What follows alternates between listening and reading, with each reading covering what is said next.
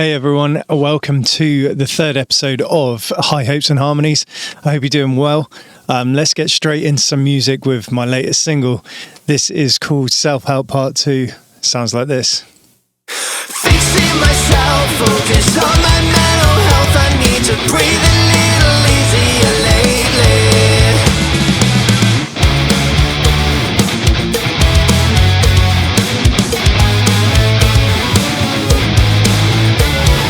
I'll keep it hidden in my head so you can't really know how much I kinda hate you.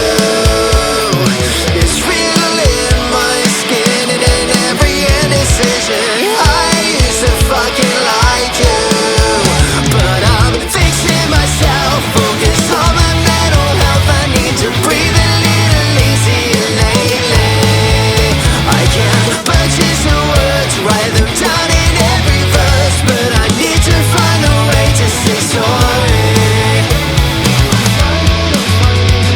I'm finding a way to say I'm sorry. I don't like to play what's inside when there's nowhere to hide. Empathy is so overrated. When you realize there was never any need to hide, you're looking all concentrated. I'm reckless, abandoned. I feel like an addict with something to live for. So why do I feel this way? I'm careless, I hate it, I love it, but why am I like this? I'm fixing myself, focus on my mental health. I need to breathe a little easier lately. I can't purchase the words, write them down in every verse, but I need to find a way to say sorry. All right, so that was my new single. I hope you're doing well. I hope everyone's great listening to this. It's been a few weeks because I've been out on tour with my own band, One Man Boycott, and a couple other bands as well. After that, so I've not been around to record these, but I've had a good conversation with a guy that used to be my booking agent in Germany. Has been a big part of the Boycott kind of journey and the reason why the band is a thing at the moment. Why the band is a thing. Yeah, and I thought it'd be an interesting conversation. I'll pre-warn you, we went a bit off-piste in terms of keeping this podcast concise and I think that's a little bit down to me, but I'm still learning this thing. So I'll take that as a lesson going forward. But I still think it's a decent conversation. It's a long conversation, I will say that. But I have been told that some of our listeners do enjoy the last one was a lot longer than the first one. And a lot of people have said to me that, that's cool because they can pick it up and come back to it. And enjoy it, not in just one big sitting. So either way, I think this is a decent conversation with some insight in there into tour and different aspects of that. I did want to dive in a little bit more into what this guy, I haven't said his name yet, so this guy's experiences of being a booking agent in Germany and those kinds of things. But we can always do another one in future where we dive into a little bit more of that side of things. I think it didn't help that we're friends and we haven't spoken for a little while now. So, I don't think that helped. But yeah, because if, just to let you know, I'm recording this obviously after we recorded the podcast, and we got on the call at about 7:45 at night and we got off the call at 3:00 in the morning. So that obviously isn't all in the podcast, but just to let you know that, that was the kind of conversation it was. But anyway, I'll stop waffling on about it. I hope everyone's really good. I hope you like that single that I just played for you. It's One Man Boycott, obviously my band. If you want to check it out, you can stream that everywhere. It's called Self-Help Part 2. But the guy that we're talking about is a legend to me. His name is Björn Kubon, and he's from the north of Germany. that's what I have to say about that. He used to be a booker. He's booked for some big festivals. He's booked some small bands, some big bands. Like, he's got a lot of experience in that side of things. Doesn't do it now, but you know, we kind of cover that in the podcast. Without trying to make this podcast longer than it already is, let's jump in and say hi to Björn. Hi, Björn. Welcome to the third episode of High Hopes and Harmonies. How you doing? I'm fine, Joe. Hello, everyone. Nice to have that you're having me. And how are you? That's, I think, the more important question. No, I wouldn't say more important, but I'm doing good, thanks, man. I've been singing today without a warm-up, so if you can hear a rasp in my voice or a deep version of my voice, that's why. I know this voice after the sixth pint in the pub. Yeah, that's it. That is it. Yeah. If I'd been drinking, that would probably make for a more interesting podcast, though. Okay, so I introduced you as a booking agent, but there's a lot more to that, I guess. But everyone that comes on here, I try and get them to start with just explaining, like, how did you, first off, the fact that you're in Germany. I said Hamburg in the intro, but you're just north of Hamburg, aren't you? Yeah, now. We meet us in Hamburg directly. I'm from Hamburg. Yeah. You know, one of the most beautiful cities in Europe, I think. And I know that you think the same. Yeah. Yeah, but now I live with my family in the north of Hamburg. But it's not far away. It's like, was it like 50 minutes on a train? Yeah, on the train, but I need, I think, 25 minutes to the airport, and this is more important. That is more important. That is the one. So, yeah, I start with everyone by asking them how they got into music in the first place. So, like, I don't think I've ever asked this to you in our conversations or when we've been together, but I don't know exactly how or what made you get interested in music in the first place, or like, because you used to play music as well, right? So kind of what came first and how did that start? Was it your parents? Was it friends growing up, or was it just something you discovered? Like, yeah, I know this is a very, very long story, but I try to take it short. At first, I think it's very, very important for everyone to know that I'm not in music business anymore. Yeah. I'm not actually a booking agent. I was a booking agent in the past. The way into music. My father was a very big rock fan. He listened to bands like Santana, like Pink Floyd, for example. Yeah. And he collected records, you know, the old black ones on vinyl. Like vinyl, yeah. And this was on the weekends, he sit down on the floor in front of his, what's the right word, vinyl player? Yeah, record player. Yeah. Record player. Yeah, that's right. Sorry for my bad English. It's all good, dude. It's better than my German. Yeah, that's, I think. And I'm watching him, how he was into music. He was like, it's not, I can't say it, but I think it's like a little meditation. Yeah. If you sit in front of his music and listen to it, it was 100% in. And that was fascinating for me. And I'm asking him about music a lot, but not about modern music in my time, because it's, you know, more than 30 years ago. Because you're older than you look. Yeah, thank you very much.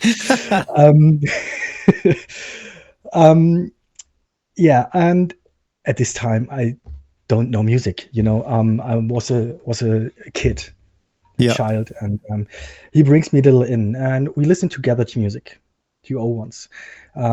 Sometimes I remember there was a very old record from Lynyrd Skynyrd, you know, nice. Sweet Home Alabama. Yeah. And I talked to him about music a lot, and he said to me that as he was a young guy, he played the guitar, because he was in his younger days very deep into beat music, because it's Hamburg and the Beatles. Yep. I think the Beatles are a name in England. Yeah. It's a small name. There was a small name, yeah. And he was into it, and he was a big fan, and he tried to play the guitar. and but not at the time that I was born. And we talk a lot about music. And in this time, my interest into music, not into the music business, into music, was born. And I remember that my parents take me. I was 11 years old to an open air concert in Nice. North Germany. Whereabouts was that?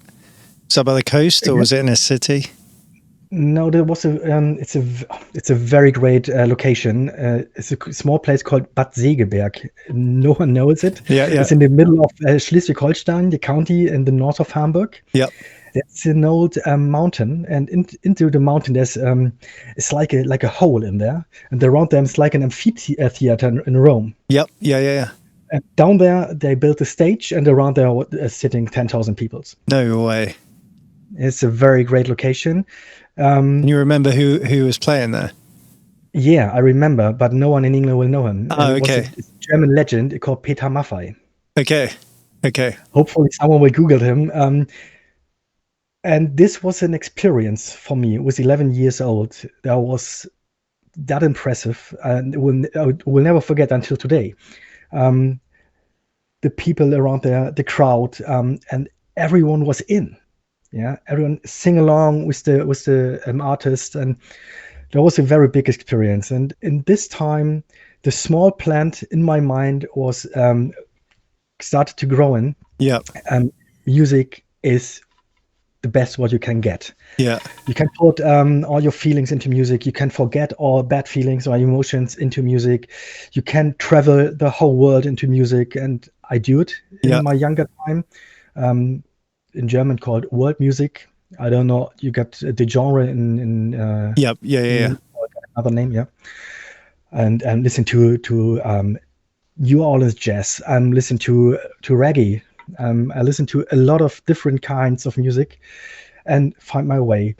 And in this time, when I grow up and come into the anarchy age of a teenager. Yeah. I switched my hair from brown into green. Nice.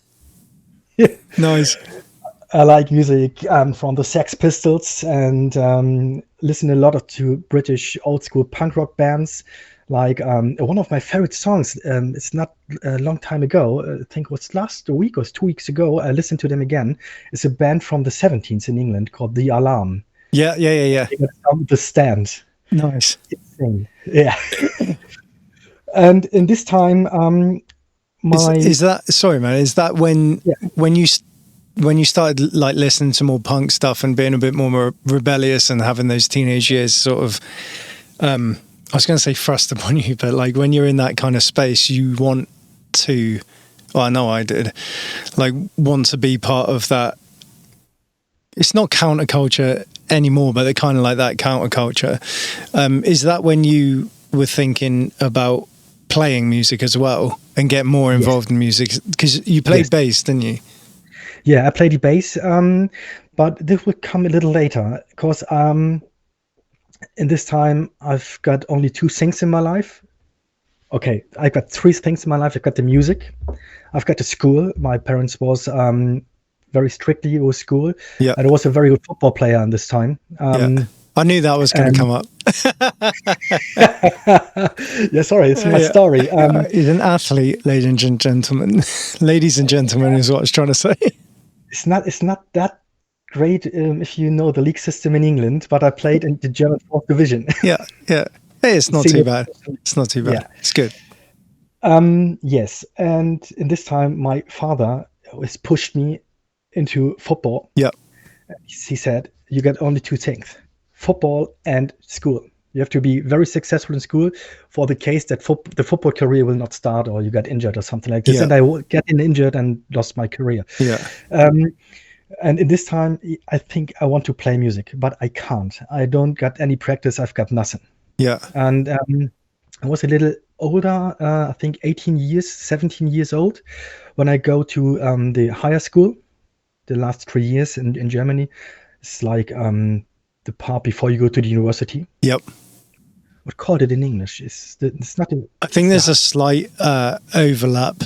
It's not secondary school. It's like they call it sixth form or something like that, where it's like there's a little bit after secondary school before you go to college, or is it college? I think, yeah, it's what's before you go to the university. It's college. Well, college normally, yeah. Yeah, it's college, yeah. Okay, cool.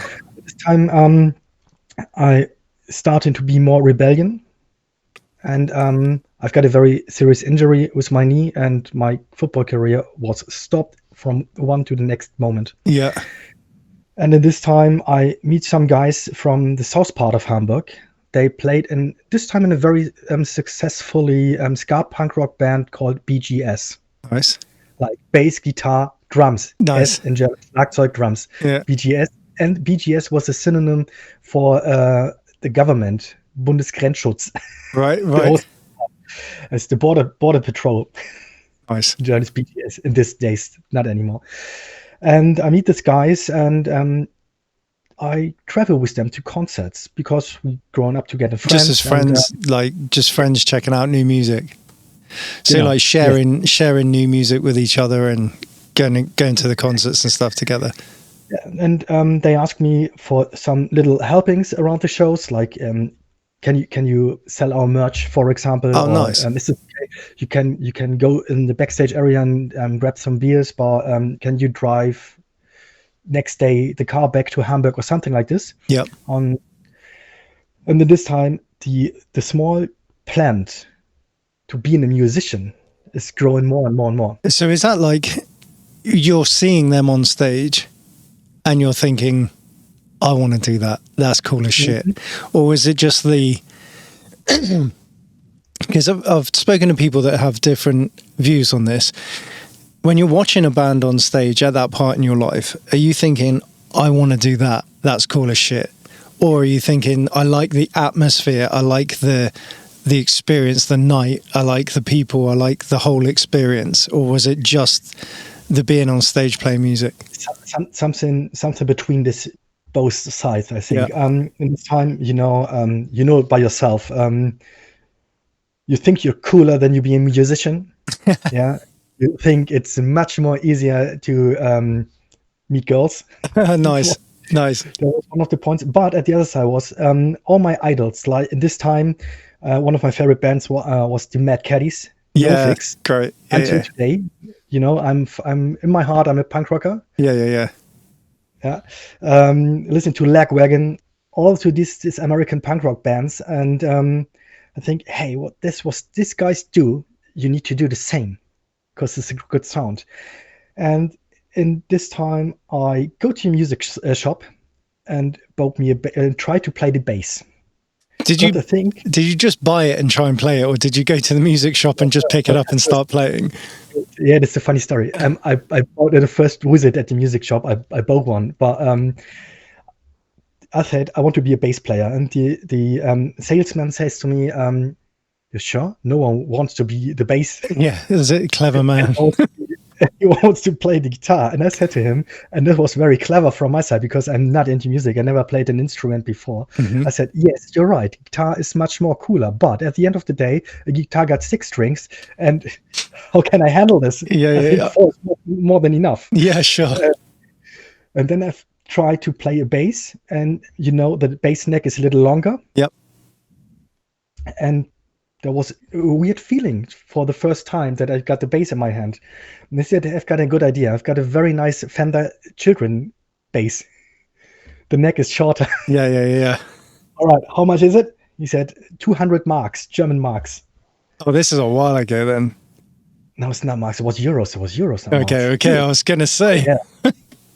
For fuck's sake, marks was 2001.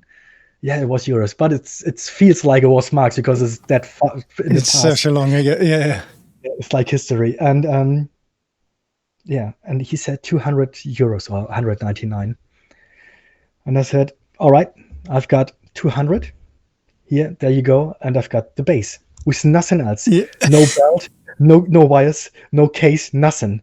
And you remember Hamburg Bergedorf, the place where I live in this time? Yep. The music shop was very far in the east of this town, and I have to go minimum 800 meters back to the train station. to put the bass back home. Just with the bass, nothing to play it through, nothing else. Nothing else. And what I do is, because I was a cool guy and a punk rocker with green hair, I put the bass on my shoulder, of course, and carried them to the train station. Nice. Yeah, that was my first experience. And I sit at home and try to play bass. And that was the first things that the internet starts. Yeah. So were you playing like to videos, or were you playing to records, or trying to do your own thing, or what? Did you get any lessons with that? No, never. I found a website. You have to know that was it was Marks. It was Marks. That was, I think, 1999. 2000 at this time. Yeah, we got German marks. It was marks, not euros. No way. Yeah. And there was a website. They got famous punk rock tracks with the chords, and with I don't know what called in English, with a picture of the grip of the which string you have to put down. Okay, yeah. And you have to play.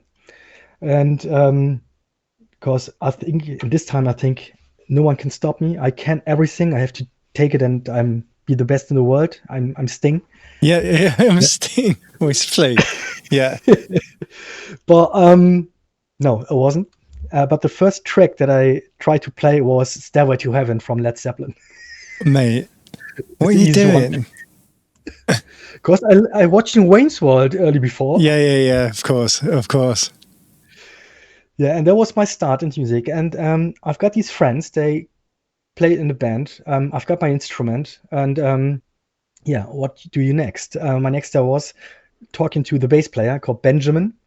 He not only play the bass, he played the trumpet in the ska band too. No way. It was a great picture. He kept hanging the bass on his breast and played the trumpet. So good. That was great. And asked him for an old amp. Okay, a combo, a very old orange combo from the 70 years. And trust me, my parents hate me from this day. Of course. Absolutely, of course. Play like now they've got a shit bass player in the house. It's the same when someone starts drums. It's now I've got a shit drummer in the house or a shit singer. Like no one starts good. The parents are always going to be like, fucking hell. Obviously, parents will be supportive and stuff, but there's going to be part of them going, fuck. Yeah, that's true. Yeah, and this time I meet another guy called Fabio. And Fabio was a very good guitar player. He came from blues music. He was a very good blues musician. Nice. But he was a very good singer too. But he likes to hang out with punk rockers like me. Likes to drink beers, at the Reeperbahn, at the weird and hard pubs that we got in the basements. Yeah. I think you remember one of them. Yep. Yeah. There is a specific story that I know you're thinking of, and I don't want to talk about it, but I wasn't very well. Okay. All right. Just leave it at that. Pubs like this, and we got some beers, and the drummer from BGS was Wizard. He called John Hufenbach. Nice. I'll never forget this guy. And when we get more beers, we talk about music and about the success of BGS. And in this situation, I said, I've got an idea. Let's found a band. Let's start with music. And this both guys said, we got the practice room from BGS with all the equipment we can use. We need only pay a rent of a big case of German beer each month. That was okay. That was fair. And then we start. And that was the first time that I tried to write a song. He was not good. It was a fucking 3-chord Sex Pistols. Yeah, of course. But it was a fucking punk rock song. And then in this time we need a name for the band. And in this practice room, there was a sofa, a very old sofa. And there was a lot of crumbs on there because the singer, and this is very weird, the singer, before he starts practicing, he eats very, very, no, not brown, black toast breads. What? Like burnt toast? Burnt toast, yeah.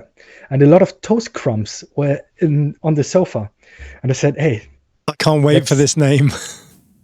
The toast crumbs. No. Bjorn. No. I'm not gonna say it's a bad name. It's not, I think. Because you know. But just to know, that's 24 fucking years ago. Yeah, fair. And we were a very political punk rock band, straight left, close to communism. Oh, Jesus. We got songs over the German wall. We got a song about Karl Marx. No way. Yeah, but I can't remember the lyrics anymore. I'm kind of glad. Like, yeah. So, dude, when you started, you started playing bass and you played around and toured around, wrote music. Where did the change or the interest start coming into work in the music business? Very close to the same time. The band BGS got big struggle with bookings, and anytime if they was booked by this time, there wasn't real booking agencies. We don't got booking agencies in this time. We got two very big booking agency in Germany. They made everything from opera music to Rolling Stones. No way. So there's no like little independents trying to. Yeah, some very little independence, but there was only original, and they get some struggle. They play only in schools or in youth clubs, but all the time they played. Maybe you can. This is like a riddle for you. What do you think? Who was the support from DGS? At every single concert was the support band. Oh yeah, for sure. It was what do you call them, the crumbs? Toast crumbs. The toast crumbs, yeah. See, the crumbs is kind of. Oh no, it's still bad. This time there was a band from Hamburg. They called Anna Drinks Dog Piss. Is it, band. Mate? One of my favorite German bands is called Shitty Wasp Spot. I think one of your favorite bands is Itchy Poops Kid. Yes, it is. No, it is Shitty Wasp. No, it is Itchy Poops Kid, and they changed their name to Itchy recently, right? Kind of recently. Yeah. But no, Shitty Wasp Spot is the band name that I came up with to like sister that. All right. Yeah. Yeah. No, but at this time, German band names are fucking amazing, dude. Yeah. We got a hip hop hardcore band called Doggy Dog. They're very famous in the 90s in Germany, for example. Good names in Germany. Yeah, I think everyone knows Rammstein. Yeah. You have to say it like that as well.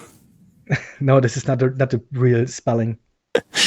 So you started getting into it, dude. You started getting into booking out of necessity, right? So I'm guessing what you're saying is that you were just like, well, I'll pick it up and I'll just start doing it. Yes.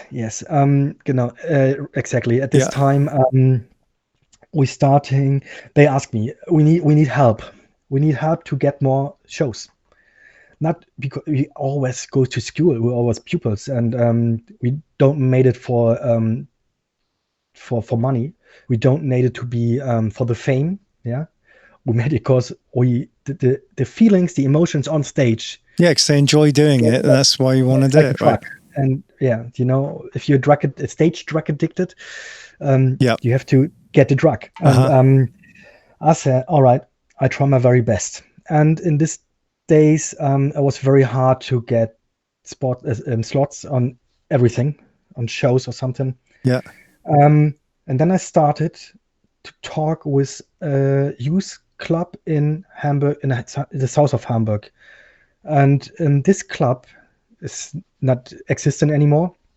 They got a big stage and got an indoor room for, I think, 400 people. No way, that's pretty big, to be fair.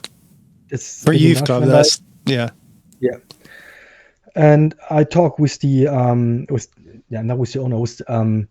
the club, and asked them, hey, I've got an idea. I want to play with my band and with BGS here, and we sell tickets and you can sell drinks and we can go on stage. And they said, oh, thanks God that you're here. Were you thinking about a guy who can book gigs? No way. That was lucky. Yeah, good timing. That was very lucky. And I said, yeah, because in this time I go very close to my exams. I said, yeah, but I can't get a job. I can't make it by myself. And I said, but I've got another idea. What is your opinion about a festival, an indoor festival over 2 weekends? Each Saturday, because the loudness around, there was living buildings around there. Yeah. They get only the loudness by government to play on a Saturday. I said, we book both Saturdays in August, or in the end of August, 2 Saturdays, with 6 bands each evening. And yeah, I do it. I started in, I think it was in March. I started with booking an organization, the whole indoor festival, with the help of the youth club, to be fair, and booked great bands. 12 in a half year. Yeah. That was, in my eyes at this time, a very good job that I do. Yep. And I've got bands. I give you some names of bands, and some of them getting famous, like One Fine Day. Oh, no way. Play my first. Oh yeah, the name of the festival, Rock am Wald, was the name of the festival. Yeah. Like Rock at Forest. Yeah. And the very famous festival, twin festivals in Germany, Rock am Park and Rock am Ring. Yeah. And I've got Undercraft from Chile.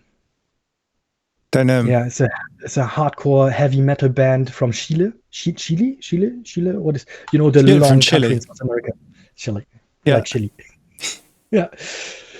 And that was a very funny story. I go over the Reeperbahn with my friends because we want to go to the Grünspan Club. It was a rock music club in Hamburg. It's very close to the place where the Beatles. I guess it's important to say, like, I know Reeperbahn's pretty famous, but Reeperbahn's the main sort of alternative party music district strip in Hamburg. Yeah, and the red light district too. Yeah. I mean, let's keep it in music, shall we? Of course. And there was a band on the street and play acoustical metal music. No way.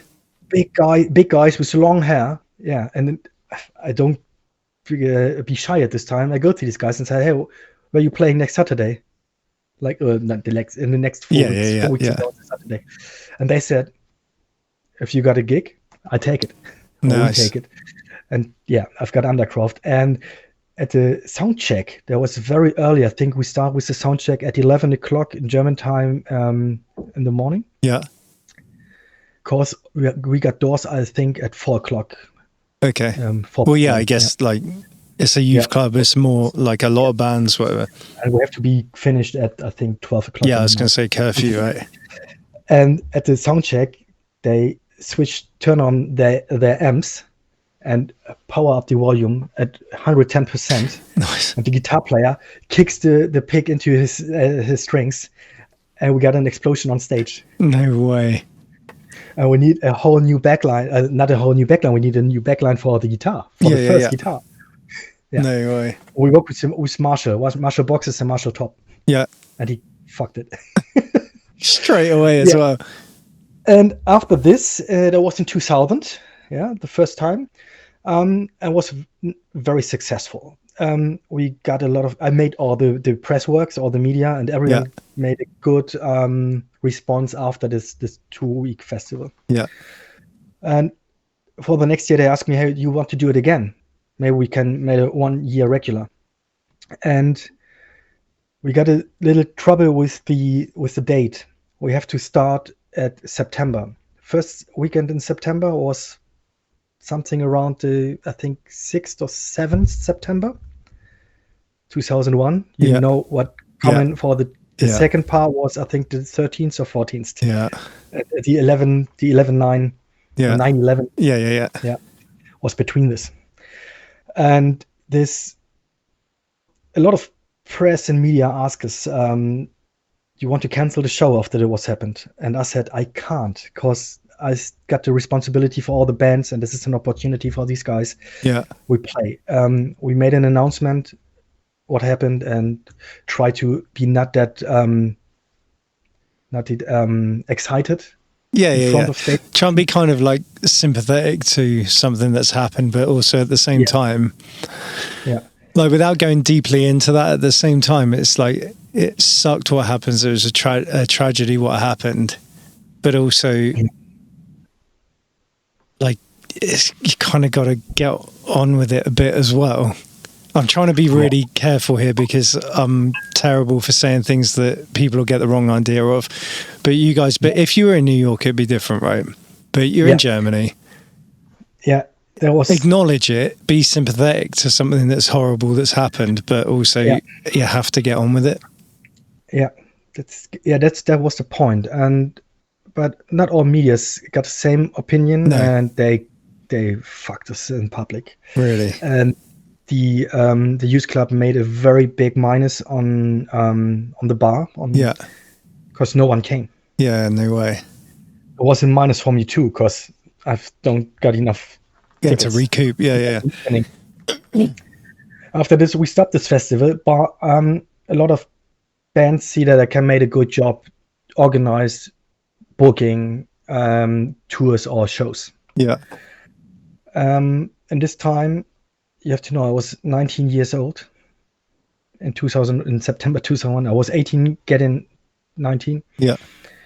And I think about and talk to my parents that I can I found a company official can write bills official and contracts and stuff. Contracts, can make a business from there was what I do, because in this time I see that music is a good hobby. To be a musician, to play music is a good hobby, but I've got more fun to organize shows and bringing bands and crowds together and making events and things. Yes. And then I start with a company in this time, and that's nuts for a 19-year-old to go. Well, maybe not now, but like back then to go, oh yeah, I've got a taste for this. I've done a few things. Some bands want me to work for them, want to work on putting shows and tours together. I'll just make a company and start doing that myself. That's pretty, for like 2001, that's pretty, was that 1 or 2? Was that the year after? When I found the company? Yeah. It was 2001. Yeah, that's nuts. So then I'm guessing that built kind of organically with you having bands on to, book shows and starting in Hamburg and then moving out from there.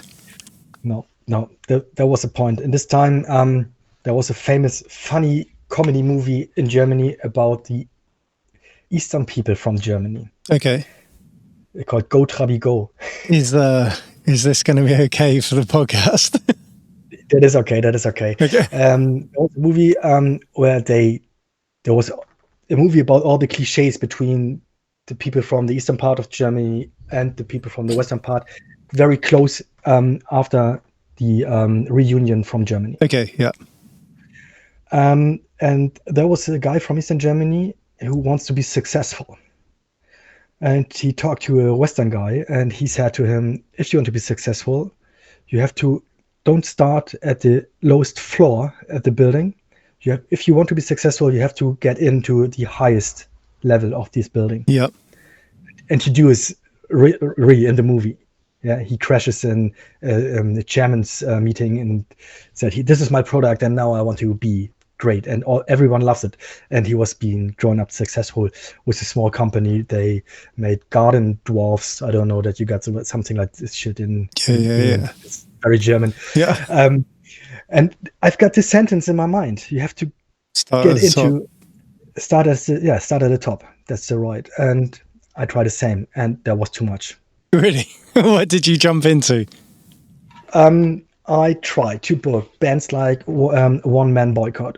One Man Boycott, One Fine Day. For fuck's sake, I drink too much wine, I think. Hey, that's not a bad band to book there, right? Yeah, because I've got them on my portfolio. Yeah. I tried to book One Fine Day at this time. At this time, they were very famous in Germany. Mm-hmm. I tried to book the H Blocks, a very famous band in Germany. And nothing happens.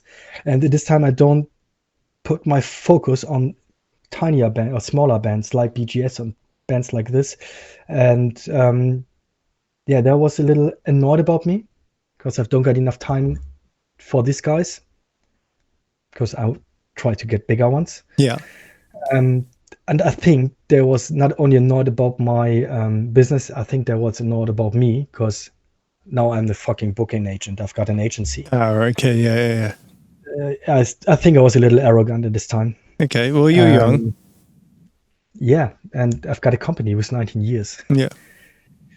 After 2 years, I stopped doing this. Quit the company because there's no marks, nothing, no euros, no marks, no rubles, no pounds, nothing. Yeah. And I get a step back, and this time I work for a surf company, for Billabong. Oh yeah. What do you think? I work as a holiday guy. What is called in German called Animateur, but I don't know the right word. Yeah. You know, the guys in the clubs, they made the shows. Like yeah. It's like a rep almost, right? Yeah. Like entertainment rep. Entertainment guy. But I was on the sporty part for sports in South France at the Billabong Surf Camp. That was I have to do in the summer. The winter, I work as a ski teacher in the Alps. Because all my life was not only focused on business, because my football career was done. Yep. My music career, my business was done, and yeah. Yeah. So because I knew that about you, that you dipped out, but like, was it a kind of thing where you tried to do the booking agency, it didn't really work out the first time around, and then you were just like, well, that's music off the table? There was a little later the point. After this time, I think I made it for 4 years, and in 2006, I think 2006.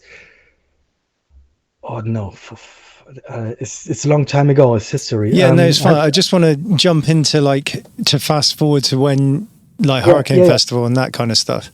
Yeah, that will come later. I think it was 2007, where I think about music again, and I want to go back into business. And I go to found an agency. I want to make it more professional, with more background knowledge, and I talk to experts and learn from your mistakes you made the first time.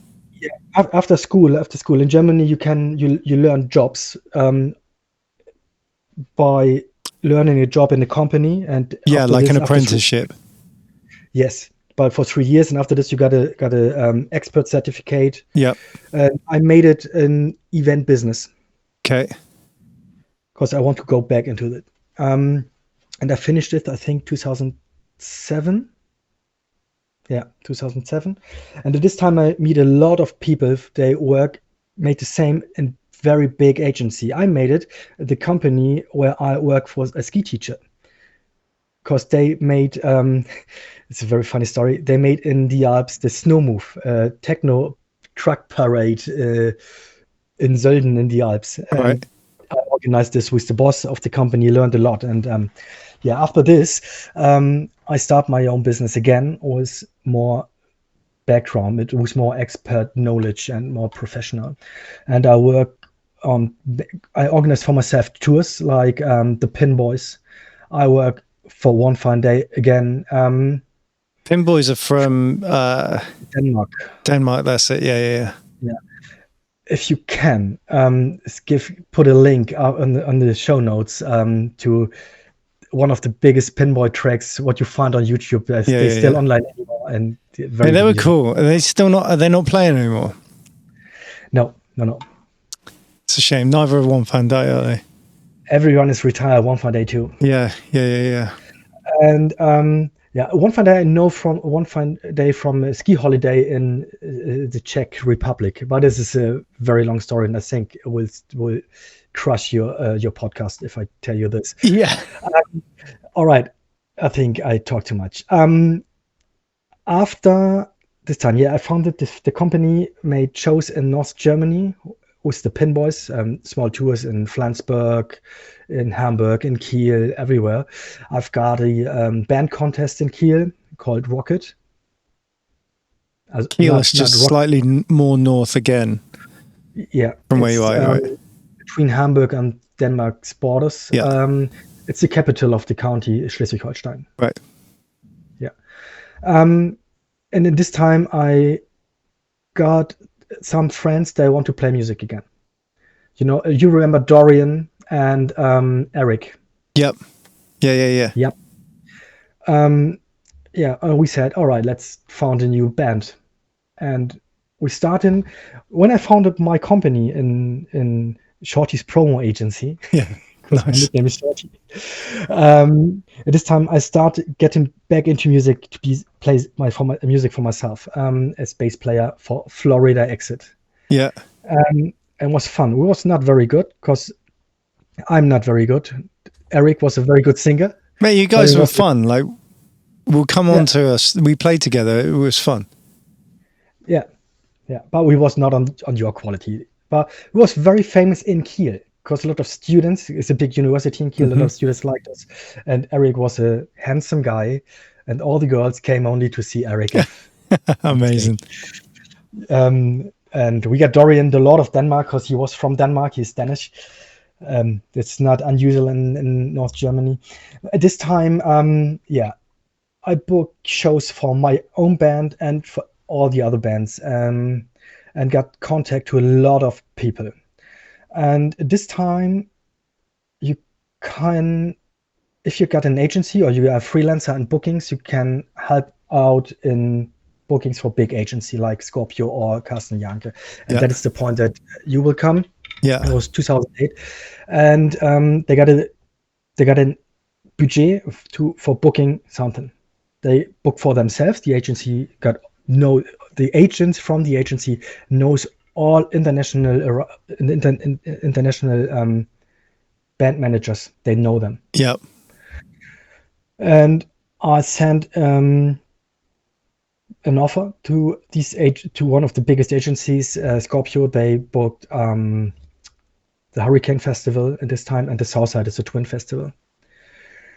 And I have to bring it. I want to say the right ones, but it's a long time ago. And I came in. I don't know why. I don't know how. Maybe I was very cheap, and they booked me as a freelance guy to helping the bookers, the bookings. Yeah.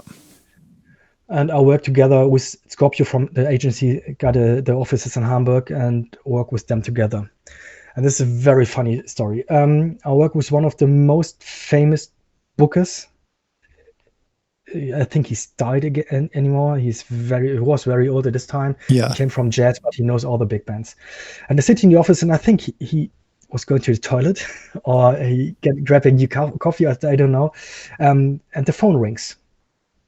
And I go in and said in German, "Hey Scorpio, der Björn ist hier. Wenn du zu Eckart ins Büro willst, der ist gerade nicht da."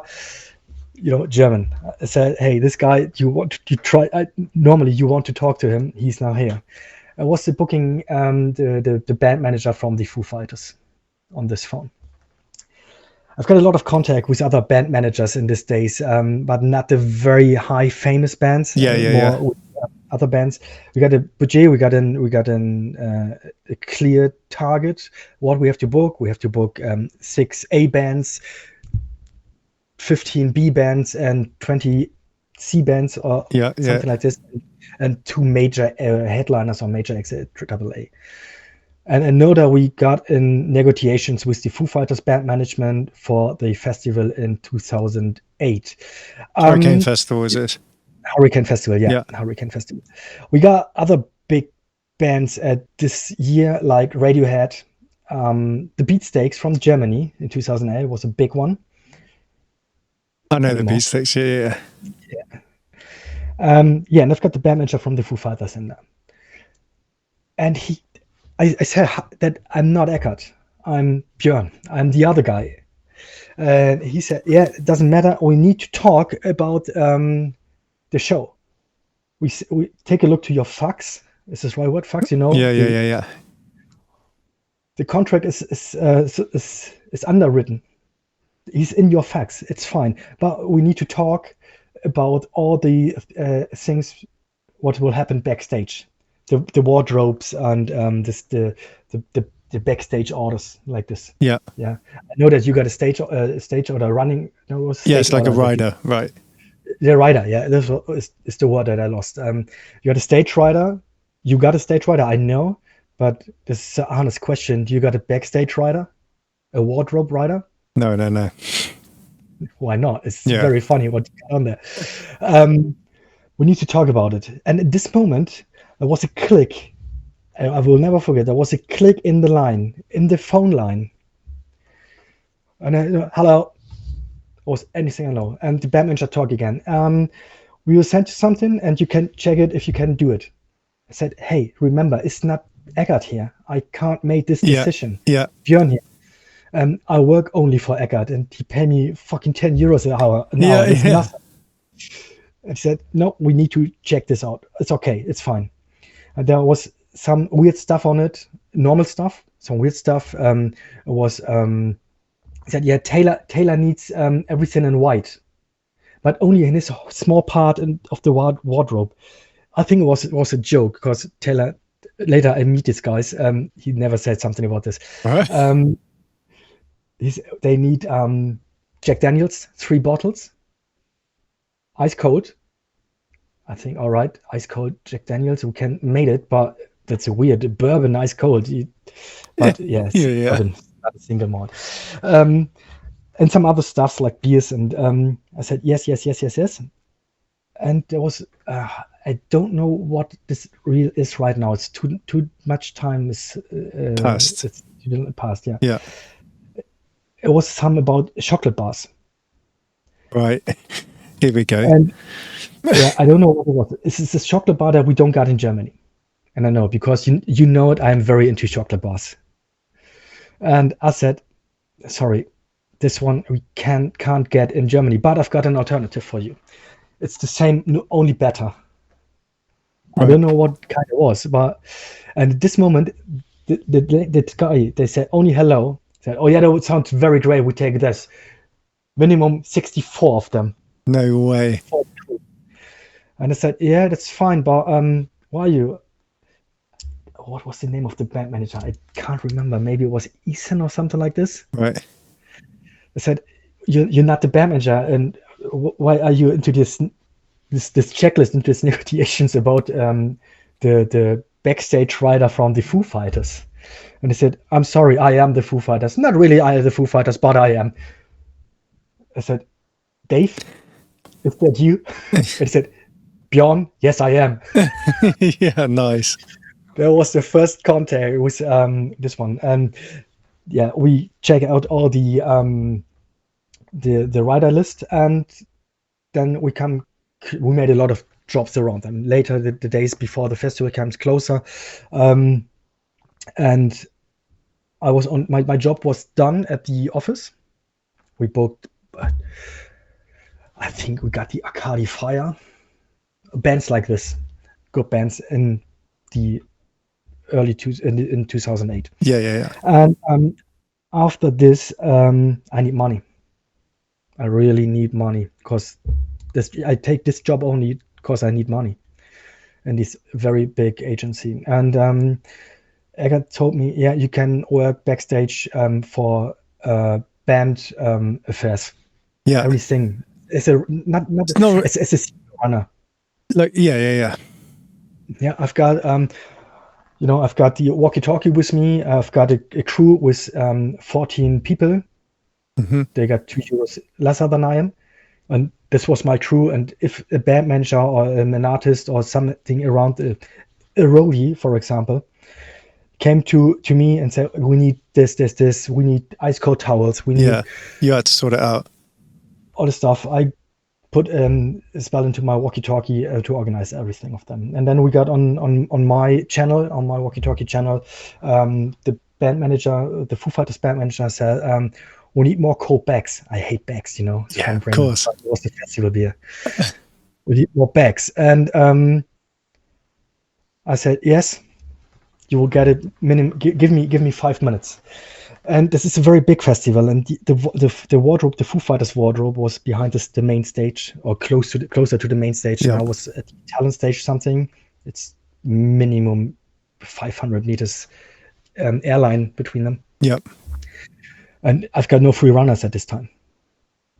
All right, what you do is you do it by yourself. Do it yourself. Yeah, yeah.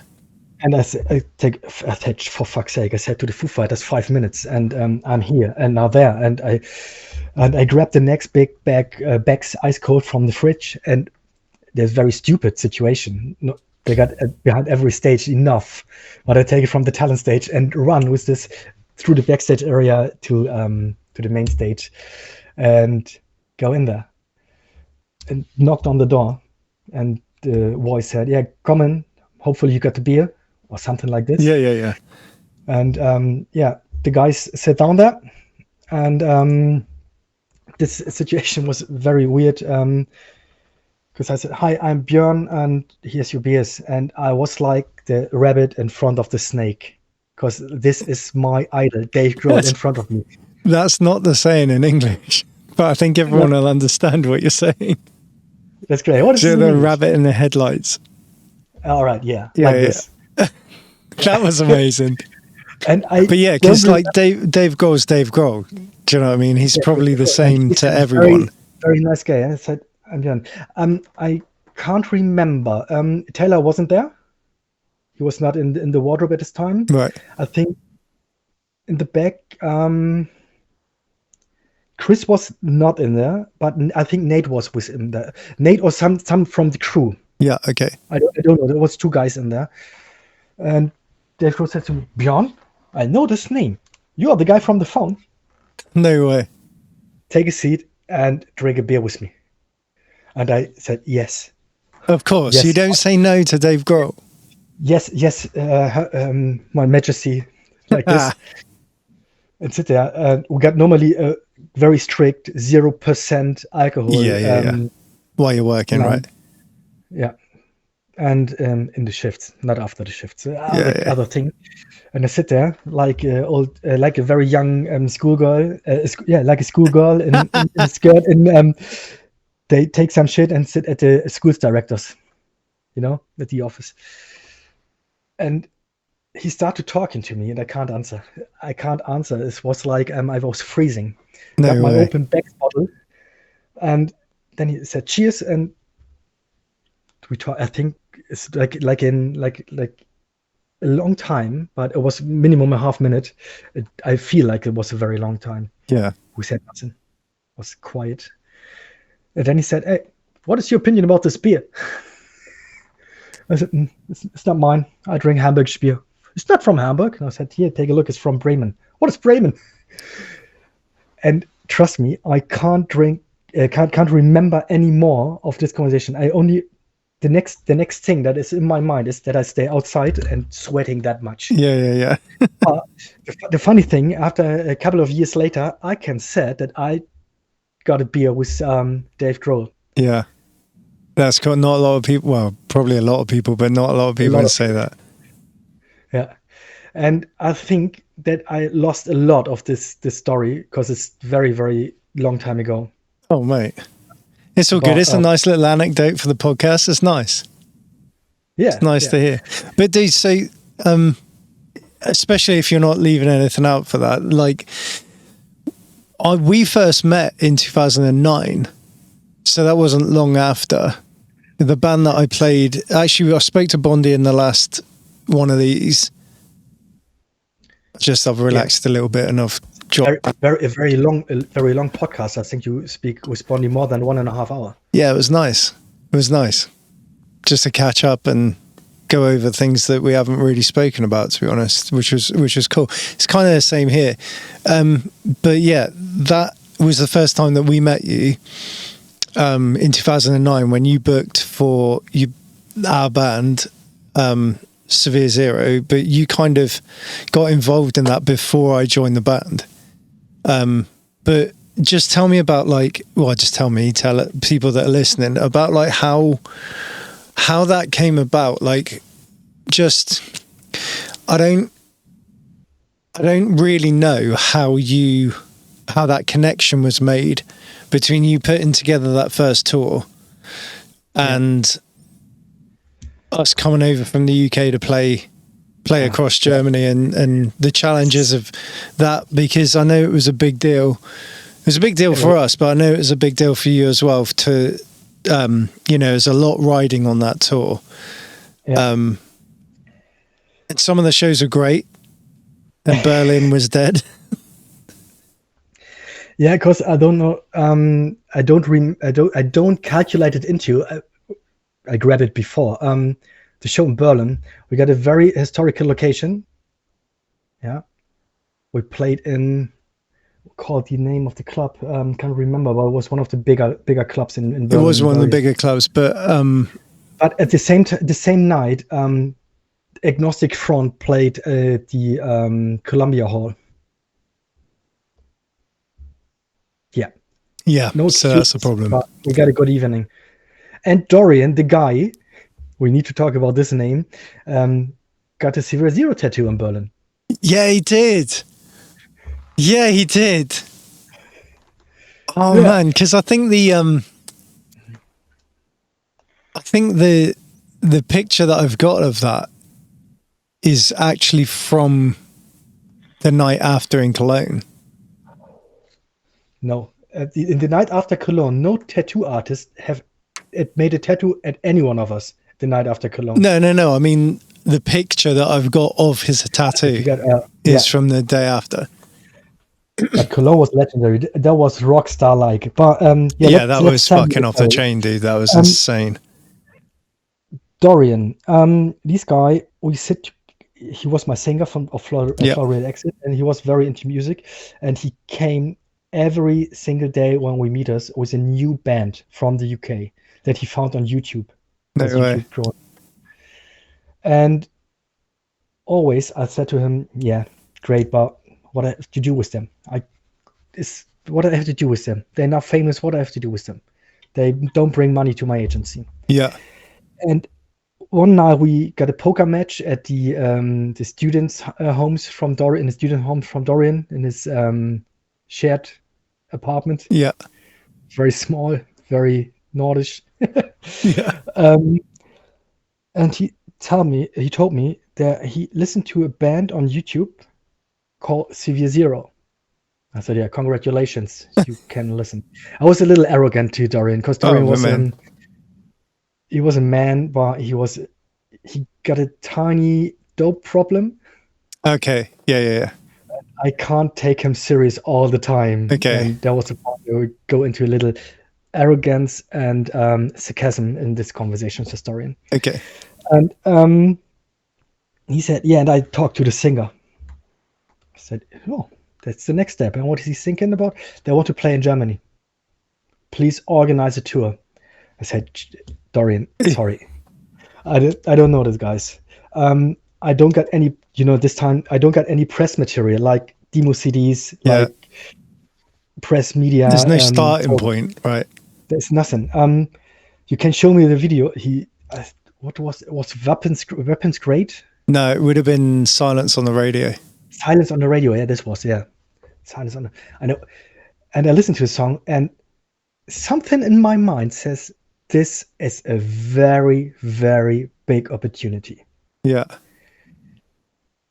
I listen to the music a lot. What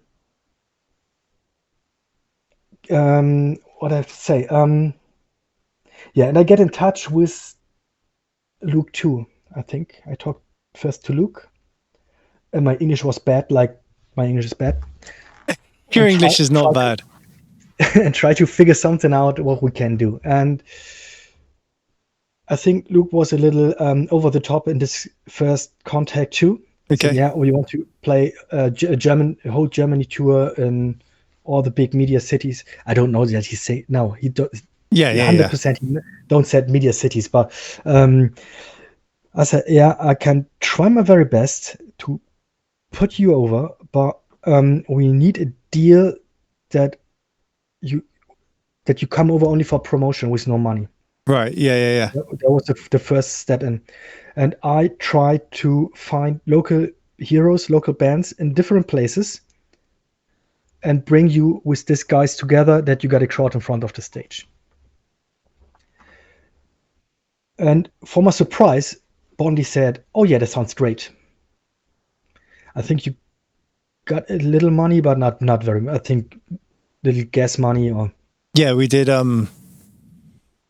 It's basically gas money and merch. Yeah, merch. Yeah. Yeah. Which was all right.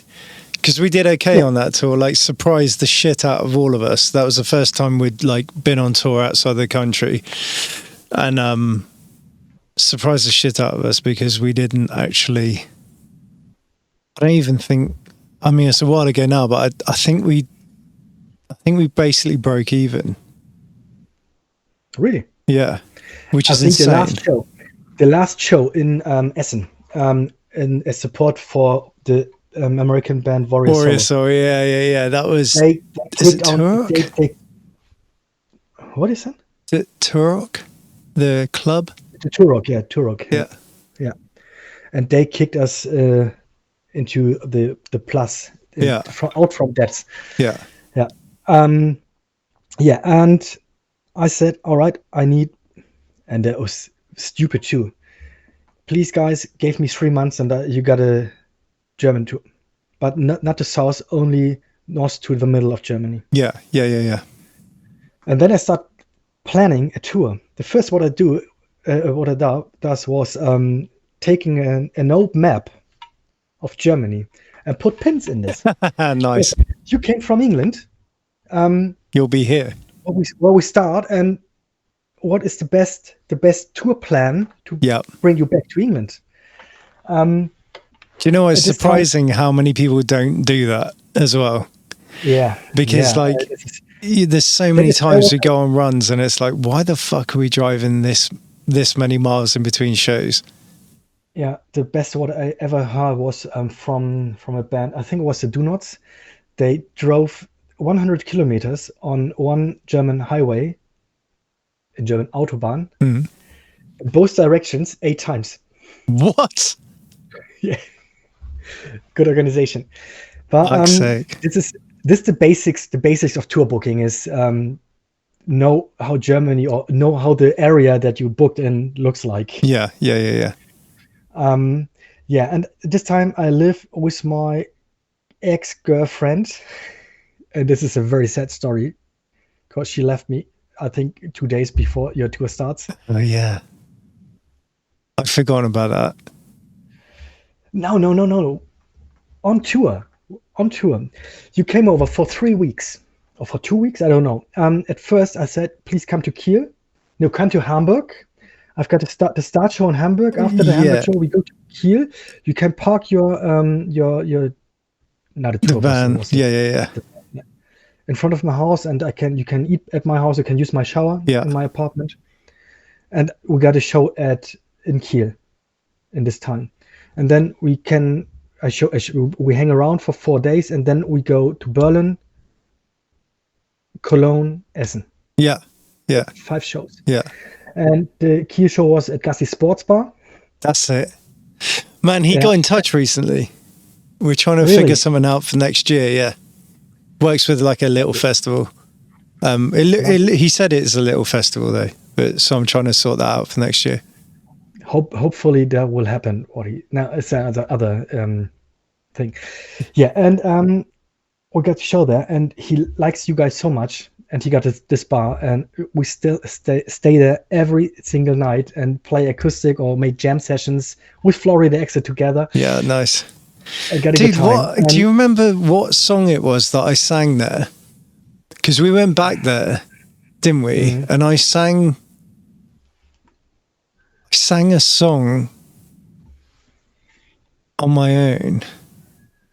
Yeah, and it was the first time that Martin had really heard me sing. And there's a picture, like a flash went off because it was pretty dark. A flash went off, and it's captured me singing and Martin's face. And he's just like that. Yeah. And it's the funniest picture ever. But I said to him afterwards, and he was like, dude, I had no idea you could sing like that. And that's it's a really nice picture, but I can't remember what I was singing. This evening has bring me later in 2013 to a weird idea that we can talk a little later about. Yeah. It was this evening. No way. Yeah, that's cool, dude. And he really looked after us. Remember, he gave us that. We had the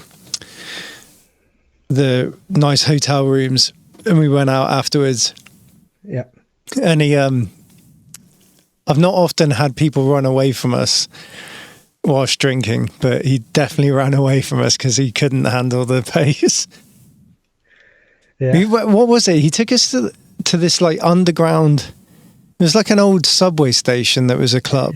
No, yeah, it was a club. It was Tucholsky. It's not an underground station. It's only a big club in the basement of a house. Oh, okay. Tucholsky. And we've been in there. And in this night, my girlfriend broke with me. No way. And normally, I don't want to come with you to Berlin, Cologne, and Essen. Yeah, but you just jump. You won't fuck it. But I need to leave the city. And there was the thing. Well, we have to something that I don't speak about. The first show, you come to Hamburg. Let's start there. We talk a lot on the phone. Where are you? Because we got a big show at the rock club upstairs in Hamburg, and I don't got no one. Head Crush, yeah. I don't got no one with me to help you out with the merch. I sell your merch, and we meet a band in there from Max. Max from Berlin, right? No, from Hamburg. Max from Hamburg. Is he? He played with us in Berlin, though. He played with us in Berlin because he fell in love with you guys. Yeah, okay. And now he lives in Dubai. Oh, no way. The last 10 years, I think. No way. Dead Man's Hand. That's it. That rings a bell. Dead Man's Hand. And he fell in love with us. And I said, because I've got an agency, I stay in touch with you because business is everywhere. Yeah.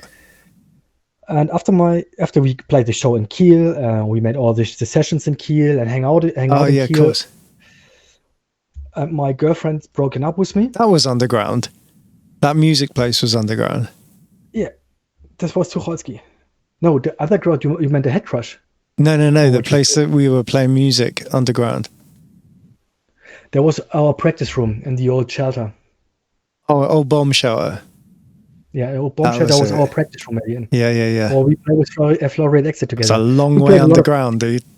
Yeah, it was a lot of stairs. Yeah. And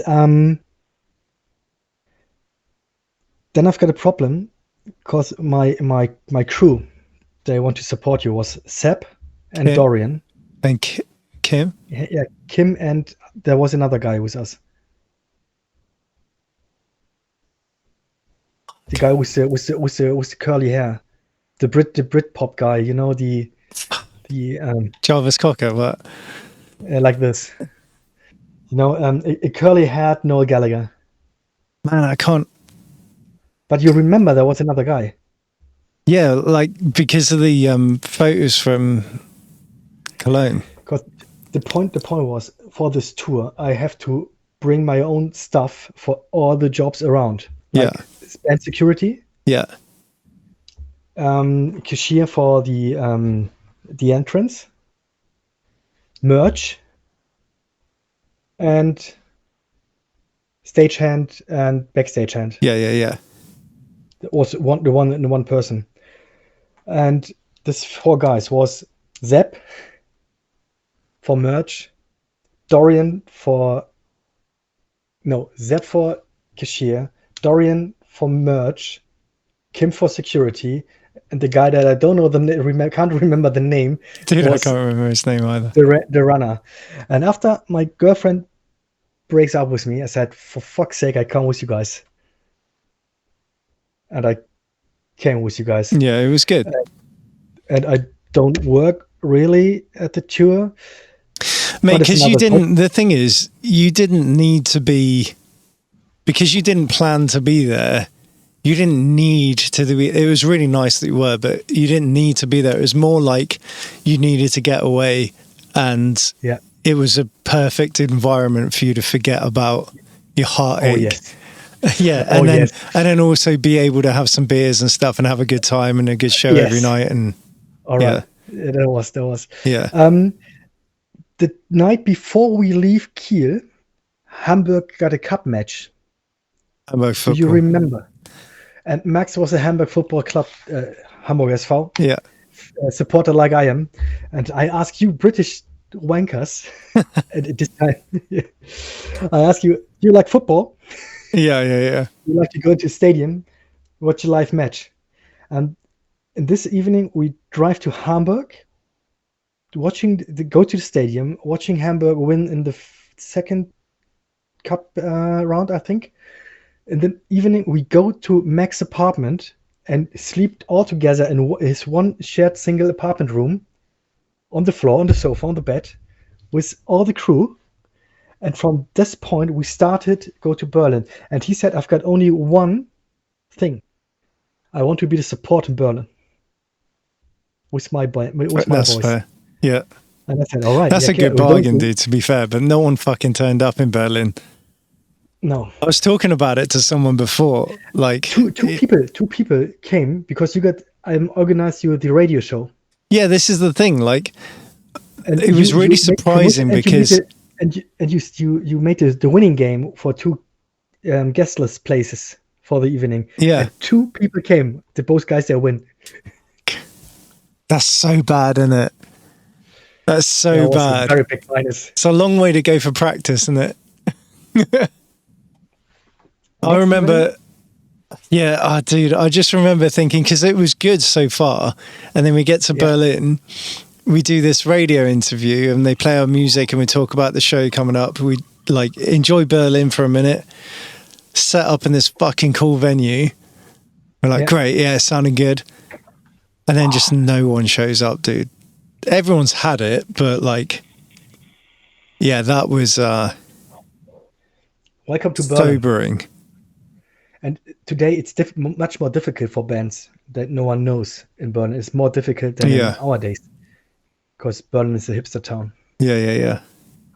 But after this, I've gave you the plan for the way to Cologne. Yeah. In Cologne, I've got a very famous band that you have to support. I've got Big Boy.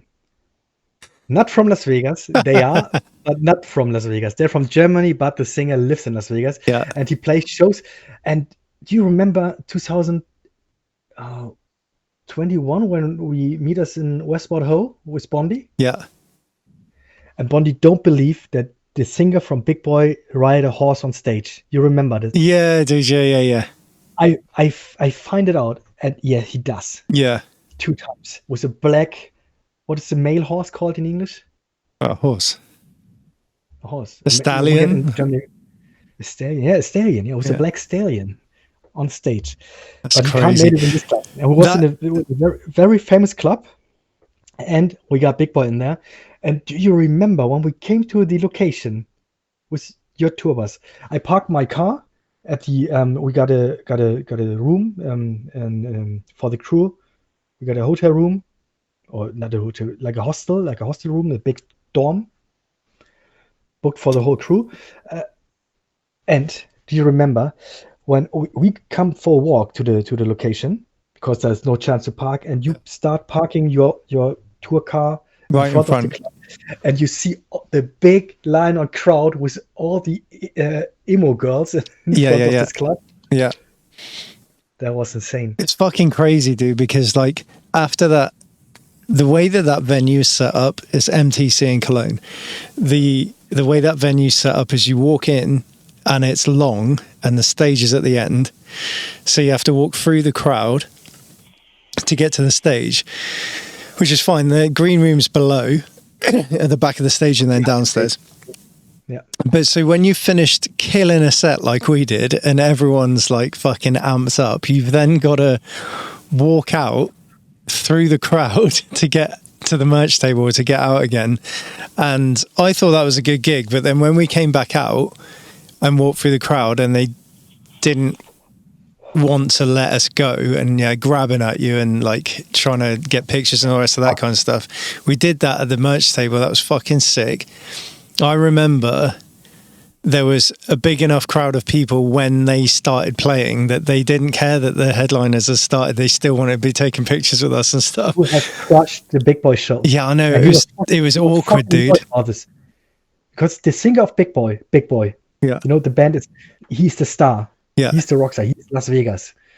He's glam rock. He's Big Boy. Yeah. He was fucking pissed that all the crowd was into you and not into the main act. They literally, all they should have done is just waited another 15, 20 minutes to go on. We didn't stop at curfew. They could have just waited. They shouldn't have gone back on like as soon as they did. But I remember being out trying to get a breather out in the van, and there's like fucking girls smashing on the side of the van trying to get in. We're like, fuck it, we're in there like, fucking hell, boys, this is a bit much. This is a bit much. Is it Martin, your roadie? Yeah. Yeah, all right. Okay, I think everyone understands what's happening. Yeah. But there's one big secret, and maybe you can bring light into this very dark hole. Mm-hmm. Do you remember at this time, Big Boy was finished and goes with security back to the hotel? Yeah. We still, with a lot of only girls in the club. Yeah. With a lot of emo girls in front of our merch area was. Yeah. And we was in the back. Where came all the bottles of Jaeger? Remember this? I think it was 6 or 7 bottles of Jaeger on this table, and we drink all of them. Yeah, of course. But where they come from? Mate, I actually don't remember where all of them came from, but I know that a couple of them came from the bar. As in, like, they were like, here you go. I think we impressed people that night. I think, you have specific times when you're playing in a band and you can kill it or not kill it, or be on it, be not on it, or whatever, but you can be on it and not completely impress people. But when you put together a show and everyone's in the same mood, everyone's in the same like mental space, everyone's in the same energy, and then people just seem to be very impressed with that show. And I think the bar staff were on side as well with that. And that's where I think a lot of that Jaeger came from, is them just going, oh yeah, the boys are having good fun, like everyone's having a good time, here's some Jaeger. Yeah, maybe. Yeah.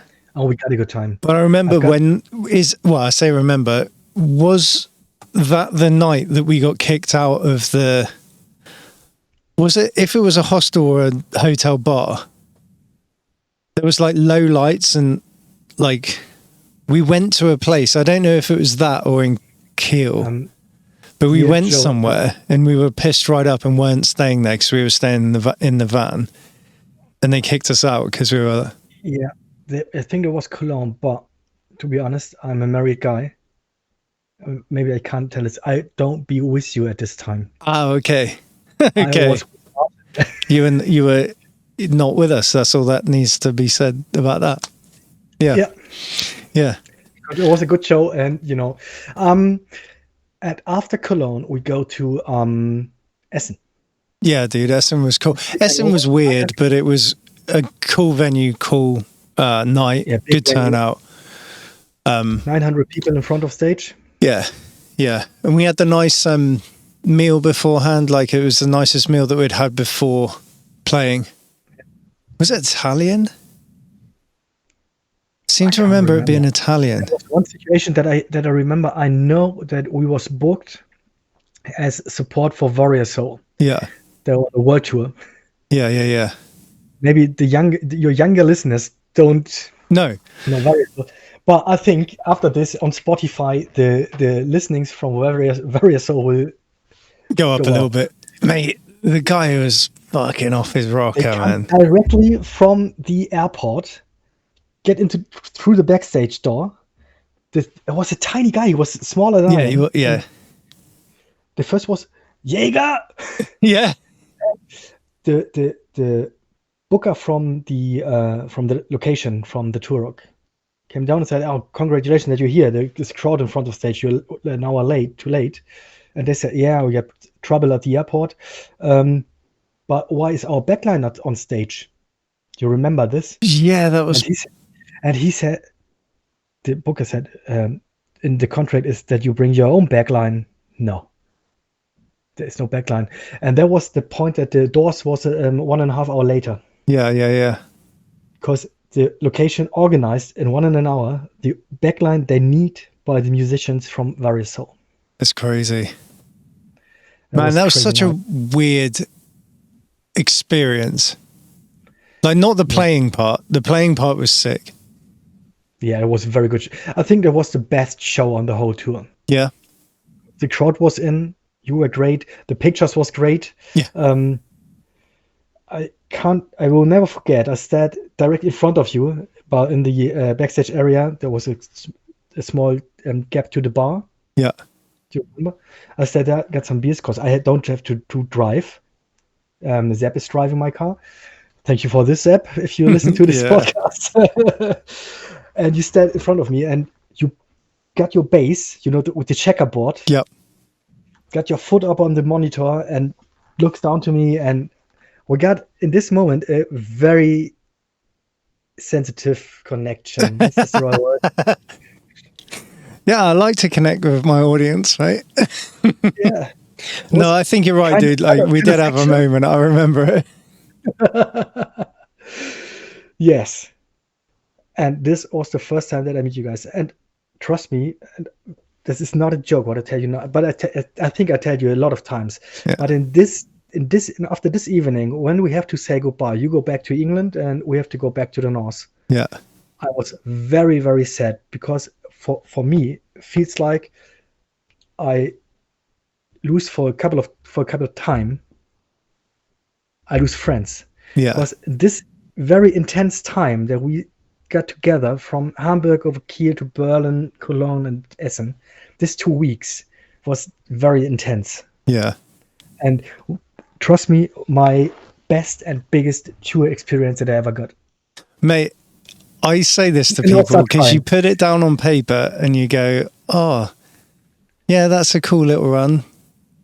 But it was such a densely packed experience-wise. It was densely packed with, like, even on the days off or even on like build up to shows, it was like you said, it was intense. There was a lot going on and we were all like just fucking having it. Like, do you know what I mean? Do you know what I mean? It was a bit seat your pants at times. And then apart from Berlin, all the shows were really good. A couple of the shows were insane. And yeah, just so much. I think so much of my drive to go and tour is the two things. It is I've never really had a bad experience on tour, and the connection, like you said about like we had a bit of a connection at that time. But I like connecting with people like that. I love that. But also it's all the experiences that you get from going on a tour, and it's not like me trying to chase the high of that first one, but it's that tour kind of sits on a bit of a pedestal in my mind, because it was kind of the perfect tour. No, it wasn't in terms of what it is, but it in terms of the experiences and the fact that there was highs and lows, the fact that like walking down the street, I can't remember where it was, but walking down the street and there's like fucking huge posters plastered all the way down the street for Severe Zero. Oh, Berlin. That was Berlin, was it? Yeah, no one turned up. Exactly. That's Berlin. What I mean by highs and lows, like stuff like that. I don't know. It just feels like the complete experience, and it sits on a pedestal in my mind. And now I need to say thank you for this last sentence, because it was a lot of work to not to give you the experience, but yes, to give you the experience. Yeah. You know? Yeah. I work a lot for this tour, and now when we look in the past, this experience was every single hour. This experience was every single hour worth it. Yeah. That everyone puts this his work in it. Yeah. His pleasure and his, you know. Did you know? I only joined Severe Zero 3 weeks before that tour. Yeah. Or 4 weeks tops. And yeah, I noticed. But to hurry up a little, sorry for this. It's the whole time it cruise in my mind. Very close that I've got a new girlfriend.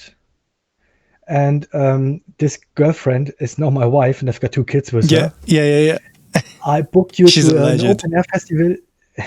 I booked you on an open air festival. The last show, Campus from Open One Air. Fine Day, Campus Open Air. The last show from One Fine Day in Kiel before retirement. And if you say yes or no, happened a story, and you have to say it. No. All right. No, I know what he's talking about. He's talking about me taking a shit in a urinal. We won't go into it, but that happened. It was probably funnier if we do explain it, but no, I'm not going to explain it. Just leave it at that. That happened.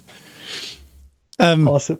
But I've got the Campus Open Air. That was 2011. Mm-hmm. I've got that Campus Open Air big poster out in my living room.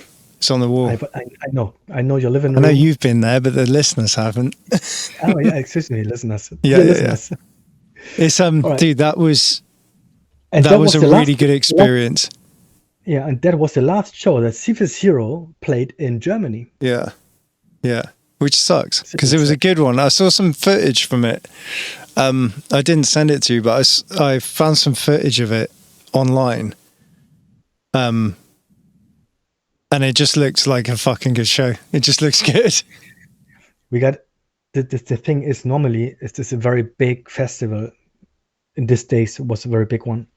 But you remember that we got very, very unlucky with the weather. Heavy raining. And I think it was not more than 600 people. Mate, it was good enough for us, put it that way. Yeah. Yeah. Now for the last Kiel show for One Fine Day. And also for the fact that we were main support to a big band and we came off stage. We had played everything that we had to play at that time. Came off stage and everyone was chanting for an encore. And the headline band were like, we can't go on now. You have to go on and play an encore. And we were like, we don't have any more songs.